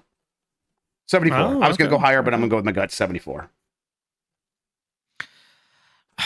There's a part of me that wanted to say I don't think this game's coming out, but I don't think it's supposed to come out in August. I don't think it's going to get delayed that much, if at all. Yeah, gosh, this is hard because I keep looking at this game and I see all the stuff you need for a video game. You got graphics and action and characters, and all the things are there. Yet I feel nothing. Even like it looks like snappy. Gosh, I think Jeff what did Jeff say? 74. 74. Yeah, I'm going to say a 71. Okay. Yeah, it looks like, BioShock without the heart, maybe. Yeah, something like that. So EA's Shin Megami Tensei, then you mean Tensei, excuse Yeah, me. it's Tensei like Sensei. That's Yeah, right. yes. Game number 6, Mikey, what are you feeling about Armored Core 6 Fires of Rubicon? Yeah, this is definitely going to get this is definitely going to be the best reviewed Armored Core game. It's going to get a I shine, think. 100%. Big. I think it's going to get a big shine. Even though it's going to be very different from like a lot of what we associate with From Software. I think there's going to be enough of just that presentation stuff that people are going to like. I think it's going to probably be the prettiest looking From Software game ever. And I think because people are going to want to like this, they're going to forgive some of the mech game stuff that would normally throw them off. I think this is probably going to do very well. I'm going to say a 91. Okay. Jeff. Yeah, I saw a theater demo and it looks promising. The art is very good. It looks like a big important From Software game. I do think it'll turn off some players who want it to be more like the other FromSoft games, and then I wonder if the Armored Core fans if there'll be enough of them to like boost that back up. I'm not going to go as high as Mikey. I'm going to go with an 87. I think I'm going to go like Dark Souls, like 3 area sort of scores. Okay, that sounds all right. For what it's worth, I am, infamously not a Souls guy, and I'm also not, despite being into sci-fi, a big more hardcore mech guy. But this game looks dope to me. I'm liking everything I'm seeing, so I definitely think this one could hit. Got a really good look. Yeah, definitely. What was that ugly Switch mech game? that kind of came and went? Daemon Ex Machina. Yes. Yeah. The game I only know because that was the first game that they launched a Hori Split Pad Pro. Yes, for. exactly. The Hori The Split X-Button Pad was Pro. the logo. Yes. Is that game out on Steam? Yeah, it came to Steam 1 year later for whatever reason. I should try that. Yeah, you shouldn't. All right. Well, game number 7. I didn't realize this one was coming out in this quarter, so I'm excited. Sea of Stars. Jeff. Yes, Sea of Stars is going to get an 81. I hope it's like a 90.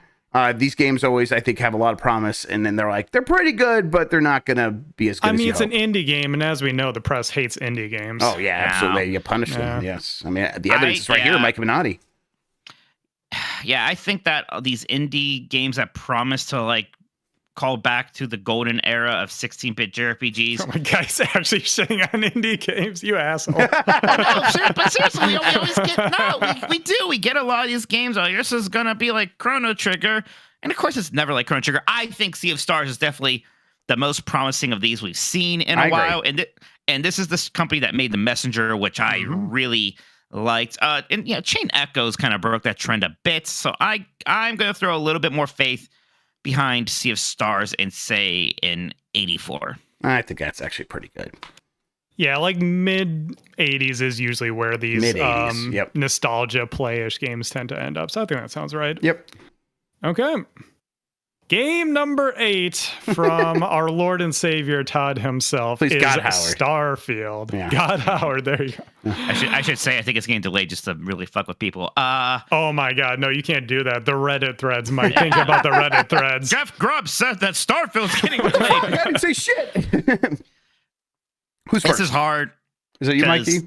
I think it's me first, yeah. Yeah. This is difficult because I feel like expectations are sky high after that presentation. I think the fact that they warned people about the 30 FPS thing, I think no one's going to care about that. It looks so good if it can deliver on that promise. And we've had pretty quote unquote messy Bethesda games before that still reviewed very well. Even like Fallout 4, which I kind of shit on a little bit, still reviewed fine. Fallout 76 was obviously an outlier, but Skyrim was a big deal. I think this should be huge. I'm going to say a 92. 92, got it. Oh, that's a really good guess. Yeah. I'm like debating, do I want to like have faith in this game? Last time I think people really want to like it too. Oh, I think that's going to help it. Yeah, and I'm like, I want to have faith in it. The last time I sort of like had this much hope in a game, it was Breath of the Wild. And it's like, man, I like believed in that faith, and then they delivered on it, and it was even better than what I was expecting. Do I really think that's going to happen here? I don't know. Probably not. But what's the harm in having a little bit of faith in that? So I'm gonna go whole hog, and this is not my my plan. I'm changing it on the fly here. I did have 88 written down here, and I think that number's it's entirely possible. But I think I'm gonna go with a 94. I'm gonna go with a 94. Wow. Yes. Oh, 93, 94. Interesting. Yes. Okay. Gotcha. All right. Well, we're going back their way then. Jeff, you need to tell me what we think Lies of P is gonna get. I'm going to say a flat 80 and 80 for Lies of P. I think it's going to have its fans. I think it's going to be it's going to impress a lot of people, and then I think there's going to be a lot of people who are going to judge it harshly compared to a From game. Mm-hmm. Did you look at the Wolong Metacritic also? See that it got an 81? Is that where you pulled that one up? I originally had 81 written down here because I looked at Wolong. Yes. Wolong. Yes, that's exactly right. Yeah. I think this is going to be more promising. That people really liked that demo, right? There was a demo, and I think they liked it. Yes, I think people liked it. People liked it. Yeah, they liked it more than they thought they would. Yeah, I do agree with Jeff. There is still a ceiling on a lot of these Souls likes that aren't straight up Souls games. I'm going to be slightly more optimistic here and say, I don't know if I want to be too much more optimistic. I think I'll just say 82, actually. I'll really hug up to Jeff on this one. Cool. Okay. I think that sounds right to me, too, because this is, in some ways, it does kind of feel like that. We were just talking about, like, nostalgia plays and stuff. it's going for the Bloodborne Oh, yeah. kind of Oh, stuff. I'm Not really want even Bloodborne. hiding it a little bit. No. I mean, at the glance test, that's Bloodborne. Yep. Yep. All right. Well, Mike gets first pick, and I think he's going to like doing it on this one. Mortal Kombat 1. Okay. I almost wish I would second on this one because I know some of the apprehensions of the fighting game community on this. If that's going to be reflected in review scores, I don't know. But I know that some people are worried that movement seems slow, jumping seems slow, things like that. Things that probably aren't going to factor into scores. The Mortal Kombat games have been really good, and this one is looking really nice. I think critics are going to like it quite a lot. There's still something of a silly Mortal Kombat, is there? I'm going to say, I don't think it's going to review as well as Street Fighter 6. I'm going to say an 89. Okay.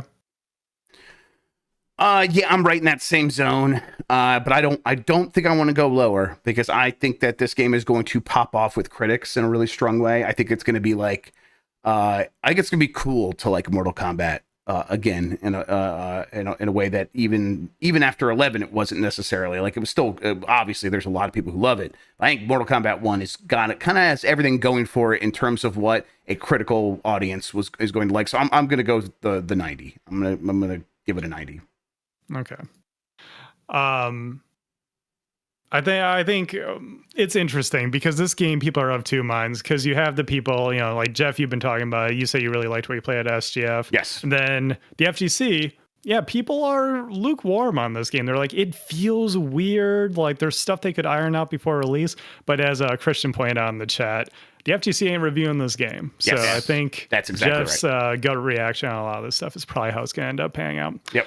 Well, that being said, we're at our final game for the evening. Jeff, you're going first on Payday 3. 79. Okay, go on. Yeah, I think that these games don't need review scores even. This is a game that's not gonna matter how it reviews. What's gonna matter is that word of mouth. And I think at launch it'll have its problems. It's not gonna feel complete. It's going to probably be a pretty substantial game in a lot of ways, but I think it's going to annoy reviewers in some very key ways. And so I think that's going to hold it back at launch, and that won't matter in the long run. But at launch, when we're going to have this review score, it's going to be about a 79. Yeah, I agree. I don't think this is going to be a game for critics. I think it's going to review worse than Payday 2. I'll go even a little lower and say 75. That sounds right. 75. Okay. Well, that being said, if y'all in the community want to play, I will be putting up a thread in the podcast producers channel of the Discord, which, for the reminder, you can get in on if you go to patreon.com/GameS or become a YouTube member. And you can play along with the boys here throughout Q3. So, that being said, if I get this done correctly here, I do believe I can bring up a nice little summary for us, for the audio listeners. I'm going to read off to you at the end of our predictions here. Game number 1, Exoprimal. Jeff took 79. Mike went one higher at 80. Pikmin 4. Jeff went with 87. Mike went with 89. Disney Illusion Island. One of the bigger discrepancies here. Jeff at 76. Mike at 82. Baldur's Gate 3. A little bit, maybe. Jeff went with 90 on Baldur's Gate 3. Mike went with 86. Immortals of Avium. Both of the guys were cool on this one. Jeff was 74. Mike at 71. Armored Core 6, on the other hand, they both went high. Jeff at 87. Mike at 91. Sea of Stars were somewhere in the middle with Jeff at 81, Mike at 84. Starfield, the boys have faith in Mr. Howard. 94 from Jeff. 92 from Mike. Jeff, for the love of God, whatever you're typing, please stop typing. It was Lies Sorry. of P. Jeff picked 80. Mike went a little higher at 82. What were you? What is that? A keyboard? What was that? That's the gamer browser. It's the gamer browser. Oh my God! It needs to make a you noise can turn so that that shit people off, know don't that you? you're typing. Like it. Oh my fucking God! Holy shit, Jeff. Mortal Kombat 1. Jeff went with 90. Mike undercut. Well, technically, Jeff overcut him. Mike went with 89. Payday 3, Jeff went with 79, Mike went with 75. So there you go. That's the boys' prediction. If y'all want to make your predictions, you can do so after the live recording here. Let's do this now, Mike. Are there any of these games that I've defended that you gave a higher score to that is going to embarrass you again?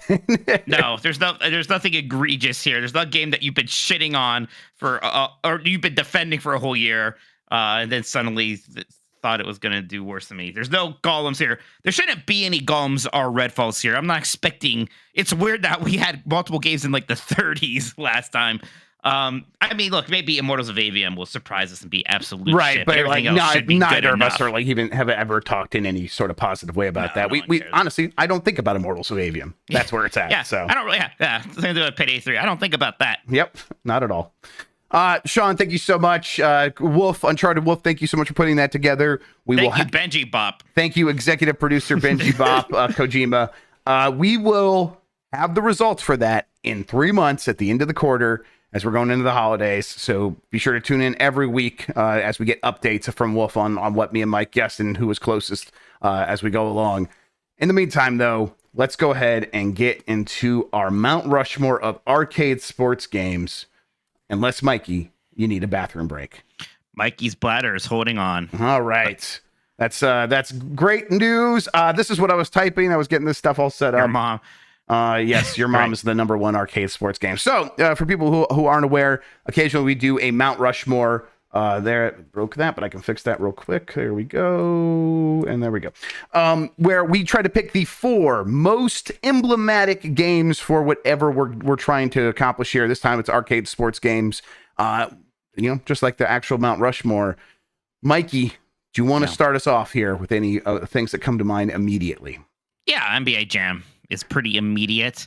I know, maybe there's like better versions of that in the future, like TE or even Hang Time. But I think just base NBA Jam kind of covers it.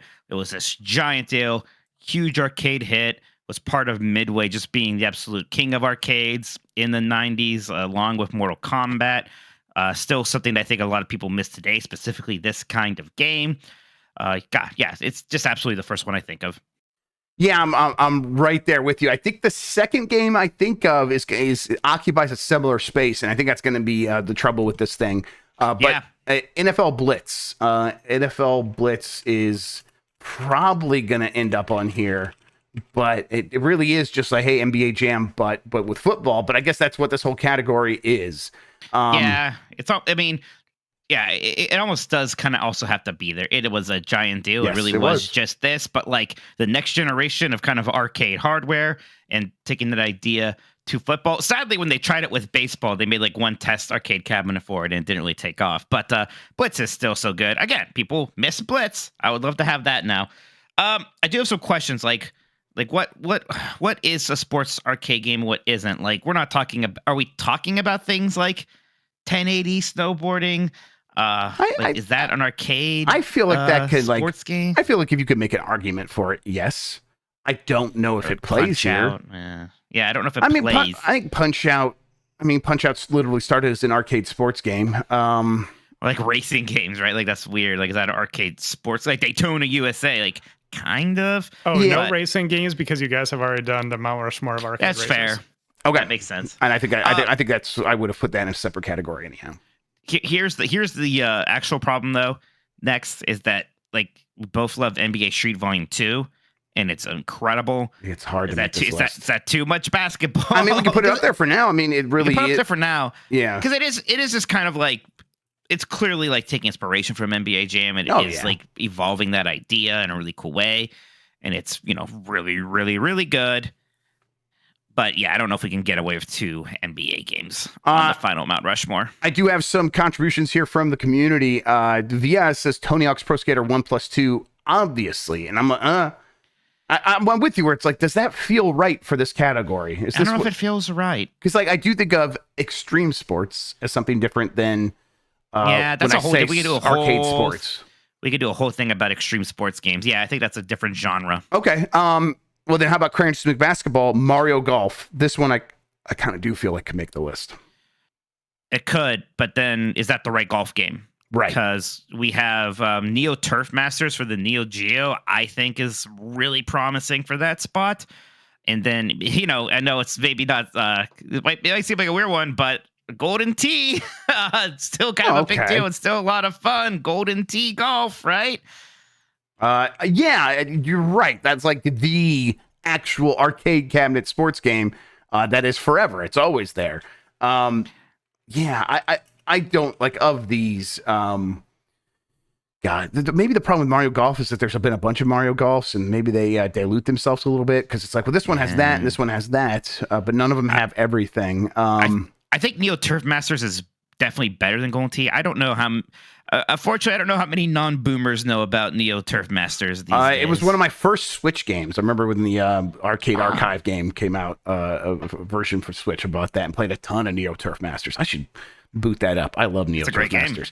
I didn't know it was on Switch. I'm going to probably buy it tonight. Yes, it's on Switch. It's great. It's like $8 when it's not Masters, on sale. by the way, you're triggering my OCD there. Yeah, Neo Turf Masters. Yes, okay. Yes, multiple Masters. All right. Neo Turf Master. Okay. You know what, Jeff? People are always saying not enough Neo Geo representation. We do on get our yelled podcast. at constantly by the Neo Geoites out there. Yeah. You see that 8BitDo is making a Neo Geo controller gamepad. Gamepad. Oh, Yes, okay. yes, Interesting. Gamepad, yes. Looks pretty good. Okay. Let me see some of these other recommendations from our podcast producers. This one moves me. Tecmo Bowl or Super Tecmo Bowl. I would probably go with Tecmo Bowl. This is the first football game, and it's like right on the border between sim and arcade because it is very arcadey, but it is 11 on 11. I think like they do try to like make it feel like real football. Yeah, I almost have to defer to you a bit on this. For some reason, I was just never much for Tecmo Bowl. All of my NES sports games were actually baseball. And even then, like, I wasn't playing RBI baseball or, like, whatever the more popular ones was. I was playing Bad News Baseball, which rules, but is just not popular enough to make this list. But I want to shout out Bad News Baseball. You rule. I'm going to put Tecmo Bowl up there. I just already kind of looking at this list, it feels like it's going to be a tough sell to get that on there. Might be a tough sell, like unless you replace Blitz with it, which maybe you can make the argument. Maybe it doesn't feel right. Well, no. I feel like we will get yelled at. I think we're going to get yelled at if we don't have Tecmo Bowl on there. We're going to get yelled at even more if we don't have NFL Blitz on there. And I think I literally named myself after NFL Blitz. If you take that off in favor of fucking Tecmo Bowl, I'm going to wring you by the neck. Now that kind of makes me want to do it more a little bit. Of course, Zoomer Sean doesn't care about Tecmo Bowl. This isn't shocking. Yeah, Okay, hold on. Okay. Oh, Since I'm here, Yeah, Tecmo please. Bowl was basically the football sim of the NES.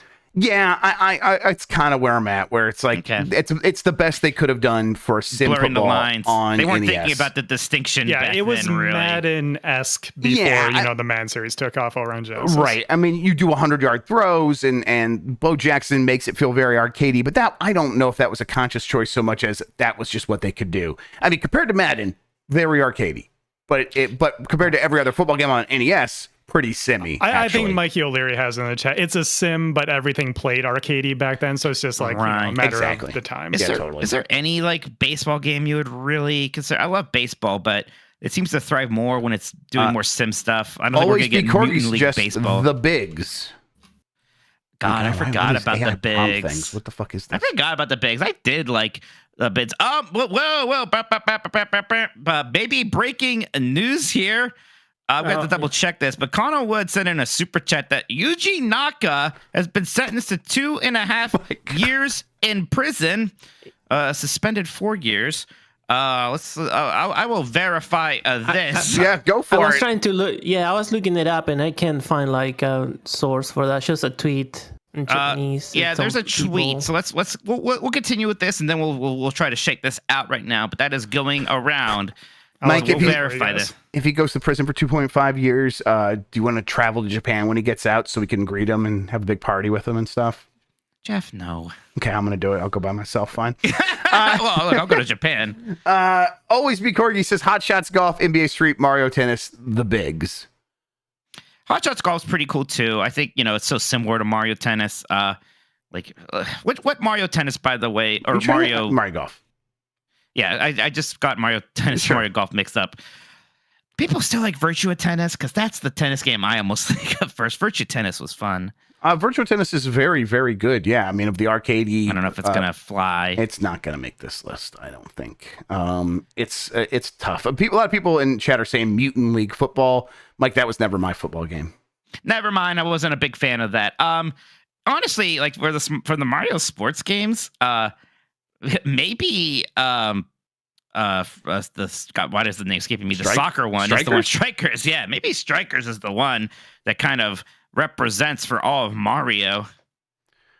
I mean, it's Super Mario Strikers. Yeah, maybe. I'm trying to like what else? If it's not that, what is the other Mario sports game? I mean, like one of the GBA or Game Boy Color RPG ones, but like we like those more for the RPG things, which isn't really very arcadey, right? Right. So. Yes. I mean, listen. I think that Mario Golf on the 3DS is fantastic. It's really good. It is. But it's I do feel like we're kind of not iconic. Right. Exactly. It's probably not emblematic enough. Got Ryan Allen mentioning NHL 94. That really is very good. Shit, NHL 94 rules. Yeah, and it's been getting a glow up. Like that's honestly, like back when I had a Genesis, I didn't know it was supposed to be good, and now everybody talks about it. Yeah, and it really is a ton of fun to go back to this day. They did a throwback version a couple of years ago. It had a modern roster, but it was still just NHL 94, and that's a lot of fun. I love playing that all the time. That feels like it could really make the list. It's one of those ones where it's a sports game. It's based on a real league, has real players, and anyone can pick up and play it and have fun. And I think that's the hallmark of a arcade sports game. Okay, do me a favor and add Super Mario Strikers to the short list. Yes, we'll do. Yeah, I'm sorry. I don't think there's any way NBA Street Volley 2 can get on there. It just suffers from NBA Jam being a thing. That's the only problem with it. Yep, it is one of the best games of all time. It really is. But there it goes. And the Tecmo Bowl is just going to suffer because football's already taken. Yep. Same similar thing. Yep, I think so. All right, moving on down. Okay, and then so like, which one would you argue on to like get in there with NBA Jam and Blitz right now of this short list? NHL 94 is actually the first one I go to of these. And do we have the same conversation? Like that was a sim for that time? I don't know because I feel like they were just making arcade sports games just because that's what they were. It feels maybe weird to penalize them to be like, well, that's at Tecmo Bowl I get it because like compared to the other NFL games at the time, it was like the most realistic for the Super Nintendo or for the Nintendo Entertainment System. For Genesis, NHL 94 was by no means the most realistic one. There was definitely ones that were trying to be more realistic. I think the distinction existed by that point. And certainly now when people look back on it, they definitely describe it as more arcadey. Right. That is like, oh, I wish it was more arcadey, like NHL 94 is what they'll say. Yeah. So that's the one I would probably put up there. And then as we go get further away from you arguing it, I'm kind of buying in more on the Golden Tee one. Yeah. So like I'm either one of the golf games. It's like Golden Tee definitely more popular. Neo Turf Masters is better and still kind of like famous. Yes. And again, we never give Neo Geo any love here. I mean, it won't take a ton to get me to put Neo Turf Masters on there. I love Neo Turf Masters. I also like the idea of doing Super Mario Strikers because it represents the whole Mario side of things, and that's a big part of Mario is all these arcadey sports games. And there's something about Strikers where maybe the best one and kind of just a big deal. Let's just help people out in the chat again because people are making a lot of recommendations. We are going to do Extreme Sports as a separate one of these. So SSX and 1080 and all that stuff. Yeah, we're not really we're not considered. These are our professional sports leagues, the arcade versions of those for the most part, right? That's what we're going for. Yeah, okay. I think that's correct. Okay. Sports balls. Let me read some of these other recommendations. Let's see. Fish and Left says golf with your friends is a blast. Well, friends with friends. And they also say Super Mario Strikers, the GameCube one. Windjammers 2. A lot of people were saying Windjammers. I don't think we have enough personal love for Windjammers. Windjammers is too much of like a made up sport. That's not even like a real sport though. Windjammer is a fighting game. Yeah, it's really cool. Yes. But hey, we could have Neo Turf Masters compete the Neo Geo boy here. Final. Some people in chat are saying Wii Sports, which is like Yeah, but I always think of that as like a completely different thing than like arcade It feels like a sports party games. game. Yeah. Yeah, exactly. Final Fantasy. I know people are going to hate these distinctions, but hey, it's our fucking show. The Final Fantasy Wolf 5 says, as a sports game hater, I can at least admit Mario Golf games are pretty fun, especially the original Game Boy one. Yeah, I definitely agree with that. Inufe says NFL Blitz, NBA Jam, NBA Street Volume 2, and Burnout 3. We did arcade sports racers separately. What about wrestling games? We should just do one of these for the Mount Rushmore wrestling games. That could be fun sometimes. Yeah, I mean, look, is wrestling a sport even, right? It's definitely an athletic endeavor, but yeah. Lots more Probably people not saying here. NBA Street Volume 2, Super Dodgeball Advance from Bugadillo. JD Camp says Wii Sports for its low barrier to entry, but I don't know how a game with a shirtless Wario, Eggman, and Silver isn't the GOAT. And this is the Tokyo Olympics Games 2020. Seeing shirtless Eggman and shirtless Wario next to each other is really fucked up because they have like the same body, Yes, but then limbs. The limbs are just very different. Dr. Robotnik just has actual legs, and Wario only has feet.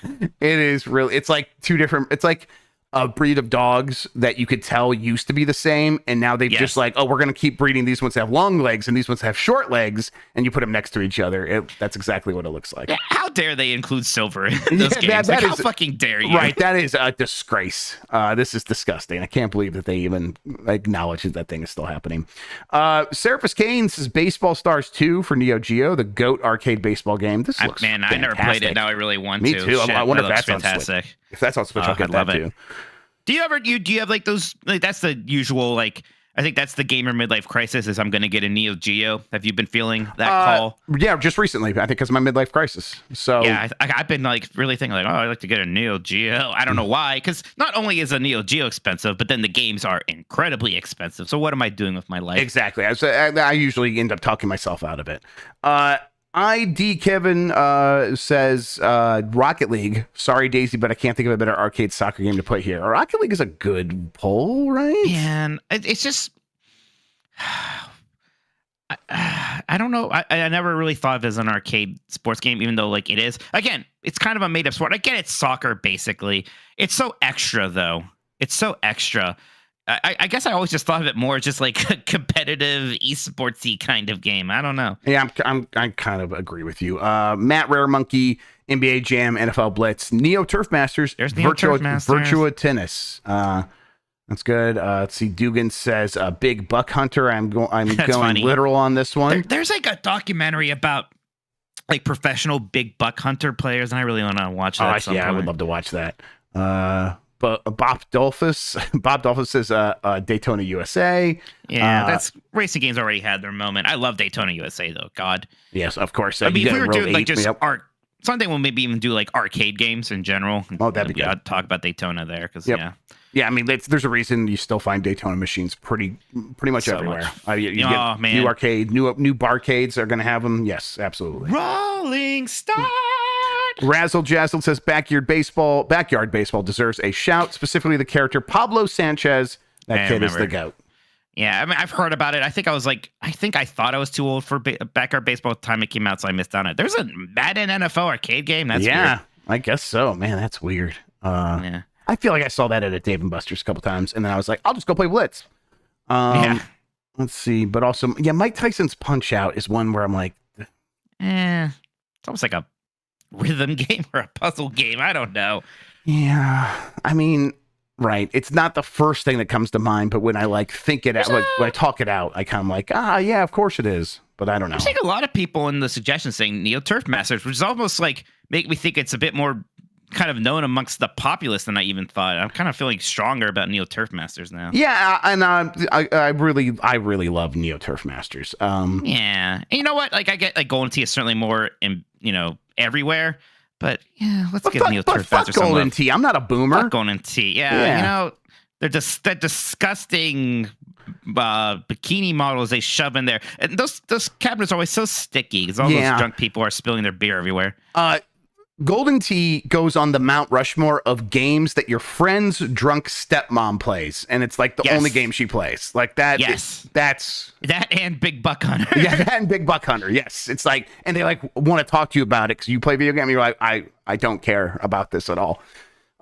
autobiographical there a little bit. Brian Rose says Windjammers. Christian says FIFA Street 2. And of course, he's got the 3 golden stars by his name.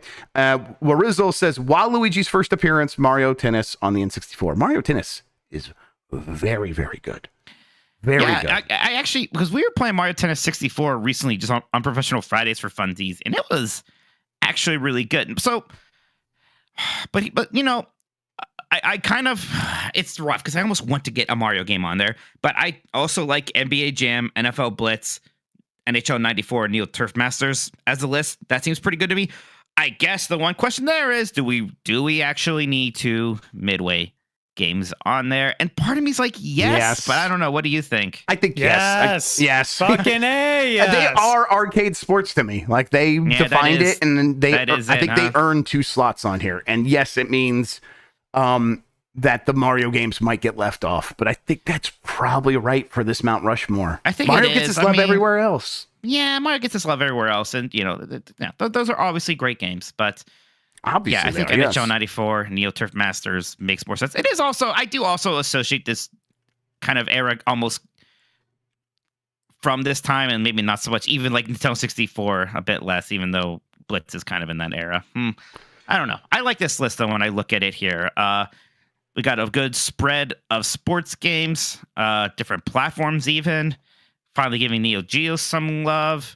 Yeah, I think like the only thing is an NHL 94 sports game. Maybe some people disagree. I think it is. Yep, I think it's an arcade sports game. Yep, and this, as usual, we get to this point, and I look at it, I'm like, that looks right to me.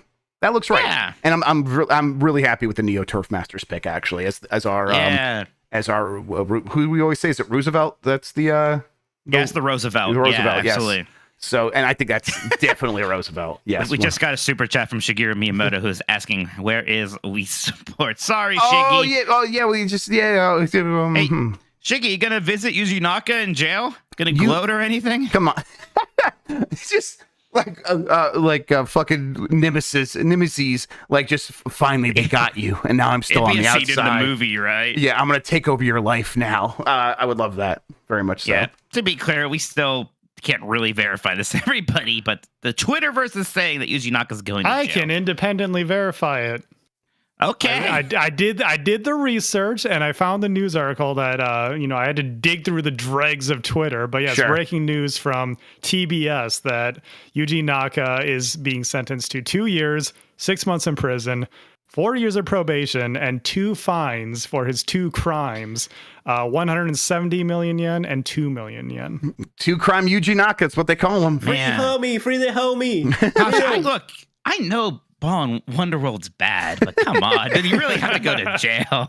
Frankly, I don't understand it, because there's way more than just 2 crimes in that game. Come on.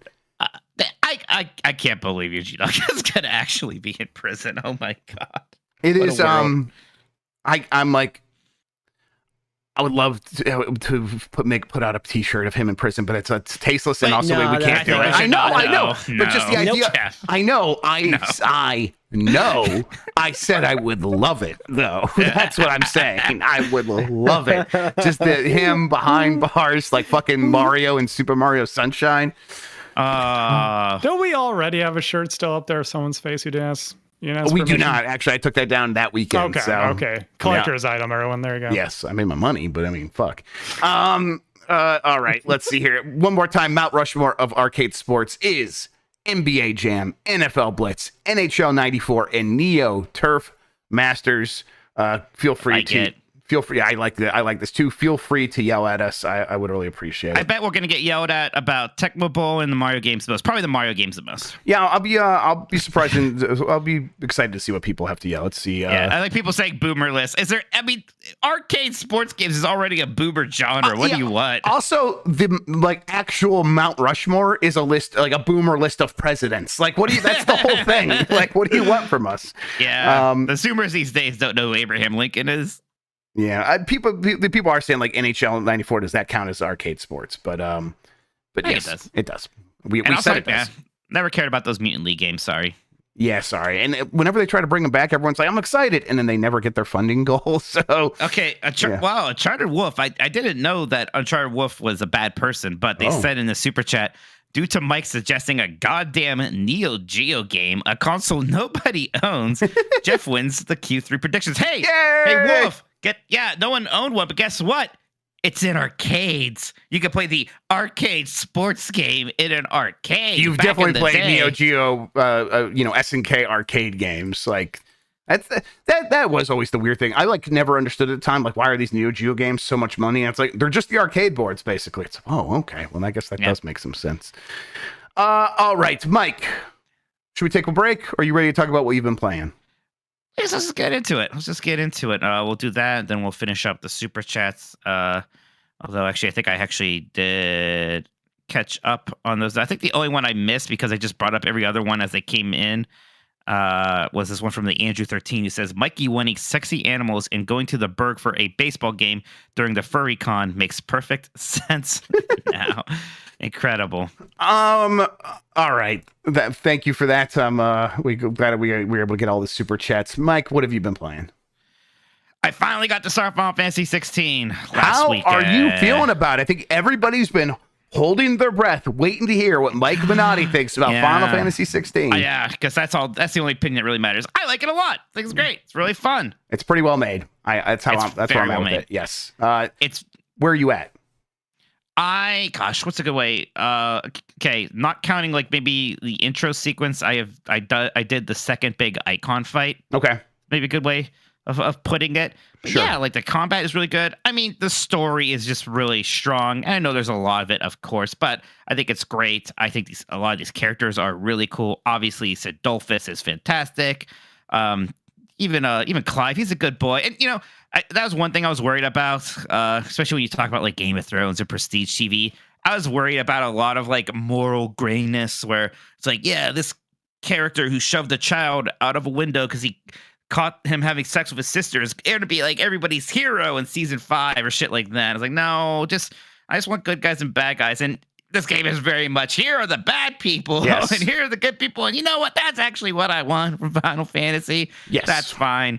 And so, yeah, it's very easy for me to know what I'm rooting for, what the stakes are. I'm also glad that even some of the stuff I was worried about was kind of subverted. I don't want to get into spoilers there, but it's more interesting than I thought it would be from some of the marketing, I guess I'll say. Yeah, it definitely starts off very much, and again, I know you haven't watched Game of Thrones. It sets up as Game of Thrones, and then it very quickly, it's just we can't help it. It's going to be Final Fantasy in a couple hours. We just can't help ourselves. Of course, we wanted to make it more like Game of Thrones, but we're not actually going to see a lot of that stuff through, and I think that's 100% the right choice, because it's they set up an interesting world in a way that I think they were encouraged by Game of Thrones to do that. And there is a lot of politics, but you're right. The characters themselves are much more in archetypes in a much stronger way than in Game of Thrones, where it's they have to always be constantly crossing different archetypes because these characters are much more complicated for the literature that they come from.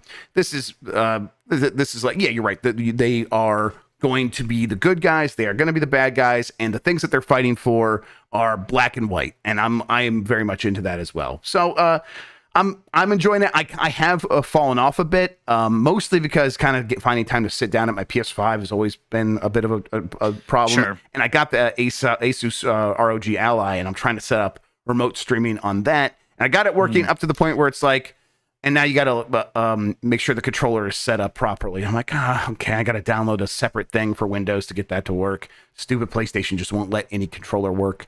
And I haven't done that part yet. But once I do, I will probably get back in the swing of things with that game, because I am enjoying it. Are you upset that there isn't a ton of RPG-ness in the RPG? Are you worried about the side quests, things like that? So no, but all those big criticisms, they're all right. They're all true. I agree. There's not much in the way of customizing your play experience. Everyone's basically going to play this game the same way, except for maybe picking which cooldown abilities they're going to have. That seems to be the big variance there. The side quests are not very involved or interesting, and it doesn't really bother me too much. I do get it. But yeah, I am kind of into this. This is very much a story focused action game. That's fine. Final Fantasy is always doing different things, and maybe the next one will be more like a big open RPG, even if not a turn-based RPG. I don't know if we're ever going to go back to that. But no, I'm really down for what this game is throwing at me, and yeah, like the production values are great. Like those big moments, they are really cool. This is going back to my love of Uncharted. I love big set piece moments, right? Yep. So when you are doing stuff like that, kind of like even like the very opening, right, and with some of its let's say Two Towers vibes there, like yeah, this stuff rules. This is big and bombastic, and it is really cool. And that part has always been an aspect of Final Fantasy, especially since 7. This is very much of like, what if we just made a whole game that was kind of just based around making the summon animations for Final Fantasy 7 like a bigger part of the game itself. I'm like, and yeah, like part of the story too, in a strong way. Yeah, but it is interesting. Like that's kind of where we are with Final Fantasy. Maybe some other games where you kind of have to cherry pick, like which aspects are you going to use for this game, because you can't do all of it. So this is the one that's really focused on presentation and story and some of that stuff. And you maybe do have to sacrifice some of the RPG mechanics and the customization and things like that along the way. But yeah, it's just, and like Chris was saying, 13 was like that as well. Yeah, but then the characters, the story was kind of bad. So like this is just immediately better because that stuff seems good, at least so far. I've heard some people have some Act 3 criticisms. We'll see if I feel the same way about that. Yeah, I won't be surprised if I feel the same way. Asura's Wrath. People keep pointing that out as like a good like point of comparison, and I think that's right. It does remind me a lot of Asura's Wrath when you hit those big icon fights. I do occasionally, so far, I'm still pretty early on because, like I said, I put it to the side for a bit. I find myself getting a little bit bored during the icon fights when things are dragging on a little bit. I bet a part of that is they're saving some of the bigger clashes, the more interesting stuff for later into the game. So we'll see. Like the big one, it looks really. There's like a section there where there's a lot of just this is like a movie I'm watching now, and they even calling them QTEs is generous, but it's almost like to make sure you're not falling asleep behind the wheel. Like push X now, so that the movie continues. Like okay, sure, I'll do that. Doesn't like bother me, but also doesn't excite me. How do you feel about, as Wolf brings up, this has been the talk this week, there's one backlash after another with a Final Fantasy game. Right now we are in the it's too easy backlash. I think that is probably right, but I'm also not necessarily hating it. I remember being surprised early on when I was in a boss fight, and I went into the boss fight without a lot of health, and I died near the end of that boss fight. I was like pretty frustrated. I'm like, I'm gonna have to do that whole thing over again, and it had a checkpoint in the middle of the boss fight, basically at the last phase. And I was like, oh, and then I got all my health back as well as healing items. I'm like, oh, this is very generous in terms of that stuff. Very generous. And you get the feeling that they were conscious. I mean, you heard so much about this was making sure more people play Final Fantasy, and maybe they went a little too far into coddling there, right? Yeah, I know there's like a harder mode you unlock when you beat the game, and maybe I'll be interested in trying that out. But yeah, I won't be interested in that. I know now I won't do that, so it doesn't really help me. Yeah. But I'm glad it's there for people who want that. Yeah, and I thought the same thing about Devil May Cry 5. To be honest, I thought that was too easy, and I don't know if too many people agree, actually. This is probably even easier than that, though. Yeah. But yeah, maybe, we seem to be kind of past it there. I wonder how hard Bayonetta 3 was. I don't know, because I didn't play it. Bayonetta 3, I played a little bit of it. It's not very hard. I think maybe we're just too good. We're pro gamers. Yeah, I am at a certain point expecting any sort of game that looks like this to have more inspiration from software games. And so I was like, oh, this is weird. I'm like a little bit right, because it's not. Yes, because it's very much not. So yeah. But even I guess it's funny to compare Final Fantasy Origin, Stranger of Paradise. I guess that was a bit harder.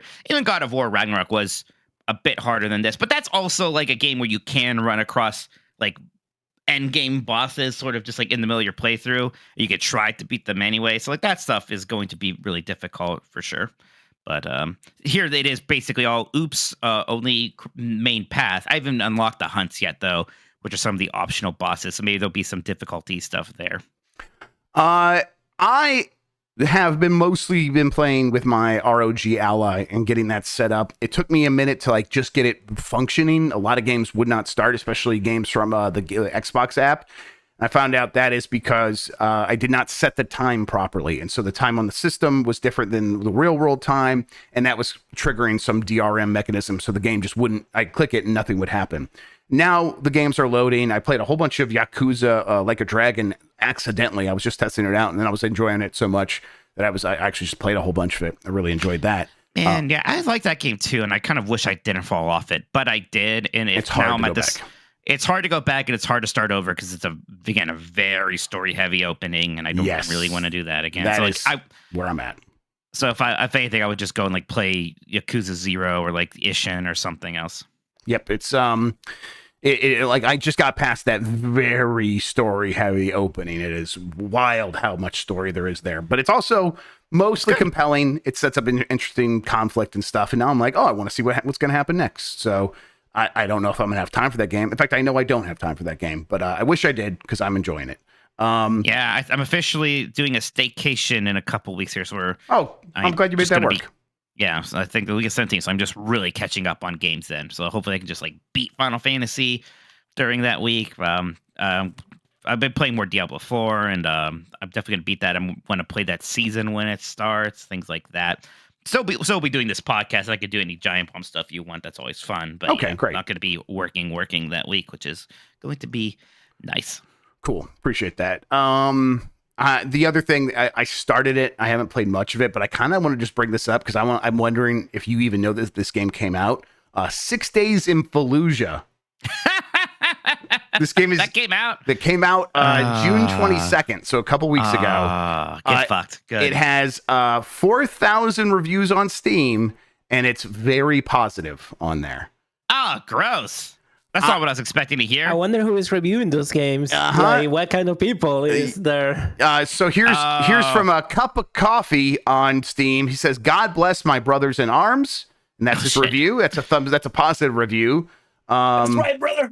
Here's a Warflower, a positive review. He says, "Love how it was team based." I'm sorry, I'm actually reading that team based, and there was not any just run and gun.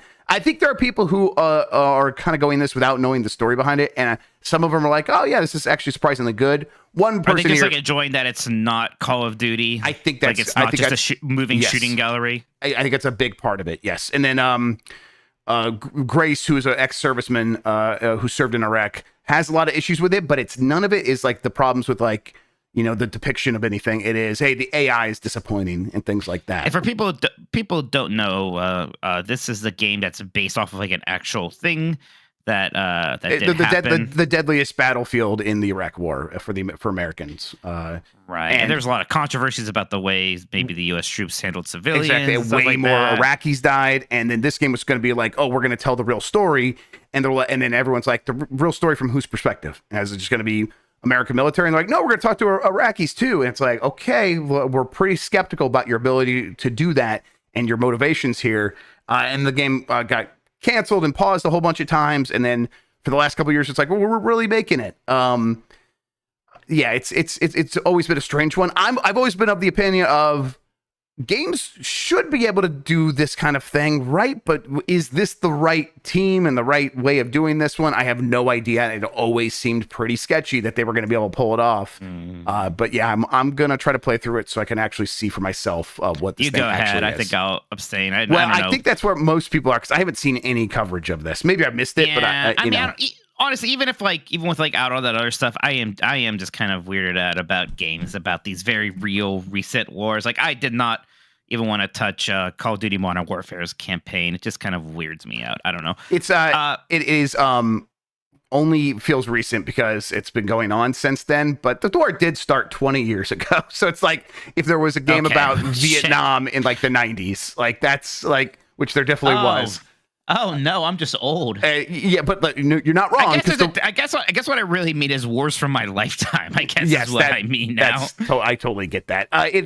I will be surprised if this game handles everything with any sort of deft fingers. Yes, exactly. But I'll see, because I'm curious. You don't need to have the Mount Rushmore up anymore, by the way. Oh yeah, thank you. I'll fix that right now. Here, just one more review. It's from Panic, a positive review, and it's an ASCII version of that Omega Chad guy with the big jawline and stuff. Yeah, very cool. That says average 6 days in Fallujah enjoyer. So, is that a Zoomer thing or like an embarrassing always online millennial thing? Who does that? I think it's both. Like both. Yes. It's both. Okay. Yes. Thank you, Christian. Let me fix your height. I moved you down here a little bit. I'll do that. Please. People already think I'm short, apparently. Fix my height. There we go. Fixing Mike's height. Oh no, it's just moving me down. Fantastic. That works too. Okay. What else have I been playing? Oh, Only Up is that other one I've been playing. Oh, yeah, you're really bad at that. I'm pretty good at it, except for every time I fall down, then I'm very bad at it. It's a bad game that I really like. You know me, how I am about those kinds of games. It is this viral 3D platformer from China that is made with a bunch of apparently stolen assets. Because they took it right down from the Steam store for having a bunch of stolen assets. It is back up now, though, apparently. So they must have fixed whatever the issue was. I don't know. It's a good concept for me. It's like getting over it with Bennett Foddy. But instead of being in the little barrel in 2D, this is a 3D game and you run around instead of being in a barrel. I don't know. I'm enjoying it. I don't know if I'm ever going to be able to beat it. I would have to really dedicate a lot of time to it, I think. I get that the cheapness is supposed to be part of the appeal, but like, you know, the reused assets, maybe stolen assets. I don't really care if they're stolen. I just don't like how cheap they look. And I like the fact that the voiceover is clearly an AI robot. Like, didn't you make enough money at that last? Can't you just pay somebody to say these lines now? But maybe I'm just kind of missing the point. Yeah, oh my God, there really is just a reference to Bennett Foddy's game in here. Yeah, I think that you are both missing the point and also completely correct, because that is the proper opinion, I think, on this, is it looks off-puttingly cheap, because most people are going to agree with you. For me, it strikes a certain nerve, and I get into it, and it makes me want to just keep going to see what the next bullshit scene they've set up for me looks like. But yeah, it's got weird physics. It's kind of half broken. But it is a lot of fun to stream. I did enjoy that. And my miserable failings were a lot of fun for people to watch. So, yeah. Well, I was talking about your miserable failings. Always. Yes. You've been playing anything else, Mike?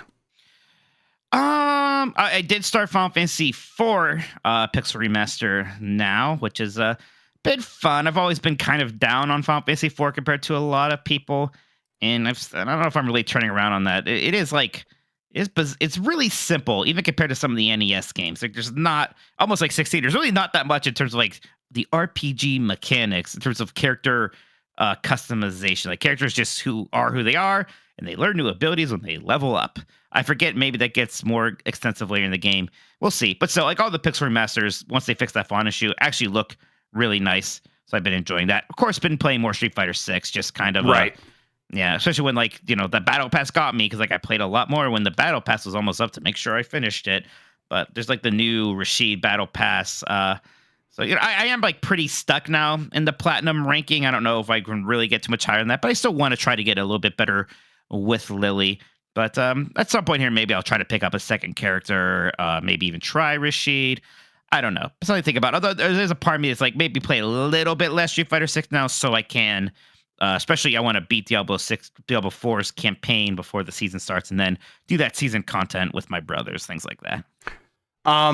Yeah, sounds like a plan. Did you pick anything up on the Steam Summer Sale? Because I actually did pick a few things up. Well, you know, yeah, I have the account, but I was like kind of looking around a little bit, and we got, Helldivers. Played, and that was people have always talked about it. And I'm like, it's you know, a co-op top-down shooter. I get it. I didn't get it. There's so much more going on in that game. It's really fun. I'm glad we kind of missed out on it. Yes, having friendly fire turned on and having it like, oh, it's not just guns, things falling from the sky. And it's like, no, just get the fuck out of the way. We're not going to make the game easier for you by doing that stuff. No, just actually pay attention to what's going on. I love that kind of thing. I love that the mechs are big and slow and lumbering. I love that you got to duck. If there's a machine gun that's shooting from behind you, no, get out of the way. And do we give you something to do? Duck if it's right there. I'm like, man, all that stuff really, again, strikes a nerve with me where it's like, I like games that push back against you. And this one feels like mostly it's not even pushing back against you. It's just saying, fucking pay attention. And I like that a lot. I mean, it was fun. Just like we were like the very easiest first missions. We were like kind of fucking around a lot. Then as soon as it got slightly harder, we were acting like an actual squadron. Yep. Really like communicating, making plans, like minimizing our like movements so we wouldn't get caught in crossfires, things like that. So yeah, I was really enjoying that. I was pretty surprised. I think the setup's pretty good too, where like the missions are pretty short. And so like when you do get in one of those more difficult ones, it's like, well, I know we just got to get over a couple of these things, survive, and we'll be okay. And we're not going to be stuck in here for a long time. It's a really good setup for like a 4-player multiplayer game. I did pick up some other things on the Steam sale. I don't know when I'm going to play them, but there's just some good sales and some games I've been meaning to try. I got Outer Wilds, never touched that somehow. Tropico 6, I've been kind of having a little bit of a city builder craze. That'd be fun. Subnautica, which again, just never touched. And then Return of the Obra Dinn, which is in fact our Game S Game Club. It did win. Okay, fantastic. All right. So I will be playing Return of the Obra Dinn here pretty soon. But a game a lot of people love. I know you love it a lot, Jeff. So that game. So I'll be very excited to try that one out. This is probably the most I've spent on a Steam sale in a while. Was feeling kind of motivated again, even though I already have way too much shit to play. But again, I got the staycation coming up. Hopefully I can stream some for fun and dive into some of these. I will be excited to hear your opinion on Obra Dinn. Just go into it and pretend you're Columbo. That's my recommendation to you. Don't have to say that to me twice. Mike, remind me to tell you about another game I've been playing. I can't talk about it yet, but I'll be talking about it soon, everybody. I'm interested to see if you have it. And then I played a little bit of Dave the Diver. I get it. It seems very good. It has a pretty good loop. Dave the Diver is you're going to dive down, you're going to catch fish, and then at night you go back to your restaurant. Your restaurant opens, and then you got to provide service in the restaurant. To help out your chef, and then the next day you go back out, and now you have enough money. You can maybe buy stuff to make you dive a little bit deeper, get more rare fish. That looks like the loop. I haven't played a ton of it. I'm sure there's more to it than that, but it's a good loop. It seems like one. I just don't know if it's necessarily the kind of game I want to be spending my time with right now. It feels like more like a game for a slower time of year where it's like, oh, I can spend some time with Dave the Diver. But people seem to really enjoy it. And I have no complaints about it. It's just I wasn't in the mood for it, I guess is how I would put it. That's fine. I do have a few more super chats here. Yeah, let's hit them and then let's get out of here. Yeah, so Dr. Ryan says, my gripe with Final Fantasy 16 is the cutscene to gameplay ratio is rough.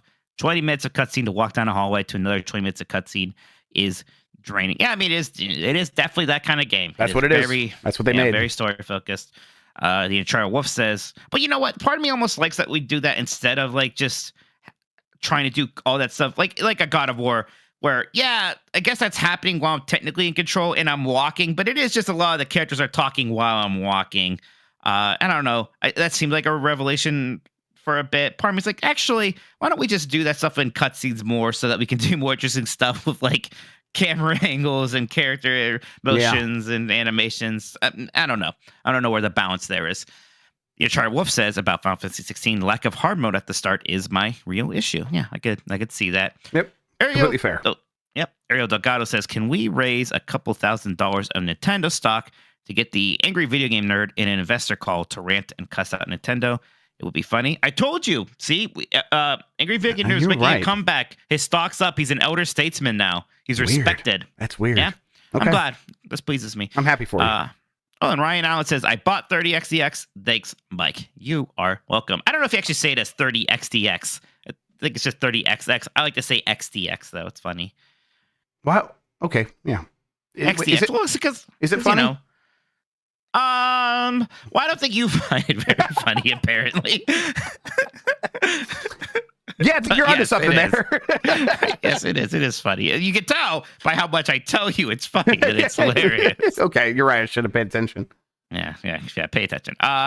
That's it, though. I think we're done here. We got a lot done today. Sorry, there was no Nintendogs, everybody, but it was on the holiday and it just didn't work out. We'll be back. We could have tried to push in a recording, but it would have been difficult, and we definitely weren't going to do a day of half-assed. So yeah. But we'll do on Tuesday. We'll just take questions again, and we'll be back with some Nintendo. We'll be Nintendogging it, raw dogging it very soon. Don't worry. That's exactly right. People did Jedi Moss asked, hey, did you finish Tears of the Kingdom? No, but it is the game I continue to be playing the most. That is what I'm mostly working on, and I'm getting there. I'm just like continue cleaning stuff up before I even gone to the fourth temple. Also the thing is really happened where that is the game Addie wants to be playing all the time now. She's a big fan of Ink. She continues to say she likes Ink. She likes Dada and Ink. Those are the only two guys she likes. Other than that, she doesn't like men. But she's been playing a lot of that game. She liked me. She likes you. I'll remind her about Uncle Mikey so that she knows. But maybe she just thinks you're Ink as well. Maybe. I thought she thought every other bald guy with a beard was Uncle Mike. We definitely had that era for sure. That definitely happened. Even not even necessarily bald, but especially bald. I'm still really loving Tears of the Kingdom. Still easily my game of the year.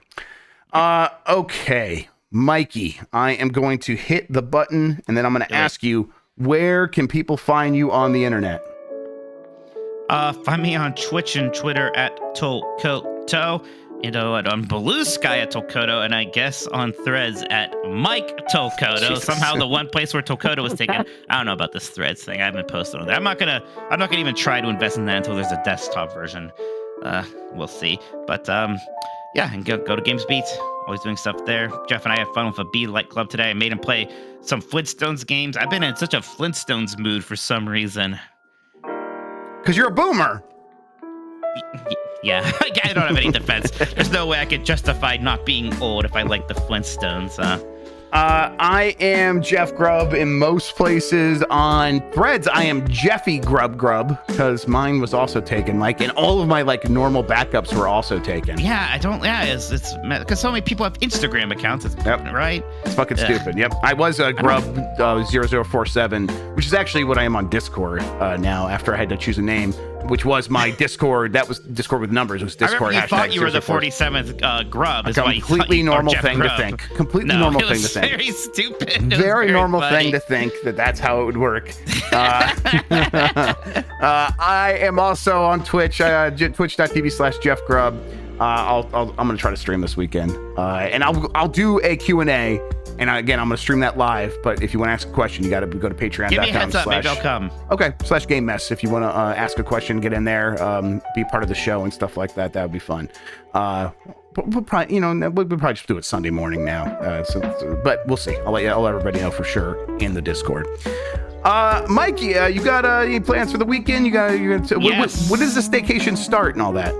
17th, but this weekend I got a graduation party and a engagement party on Saturday, and I'm going to the Youngstown Comic Con on Sunday. So if you're there, I might be there. My buddy's going to be at the Youngstown Comic Con at the Canfield Fairgrounds selling his comic, The Haswhopper, which is about a sort of environmentalist Batman. So if you're going, look out for that. Haswhopper. For real though, you piss loud as fuck. I think that's pretty cool. It's my least favorite one of yours.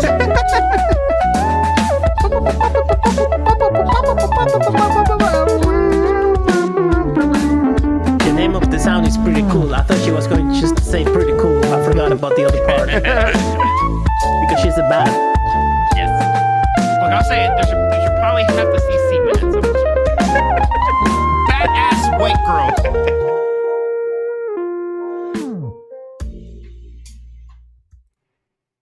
Enjoy your gaming. Well, I fucked your mom.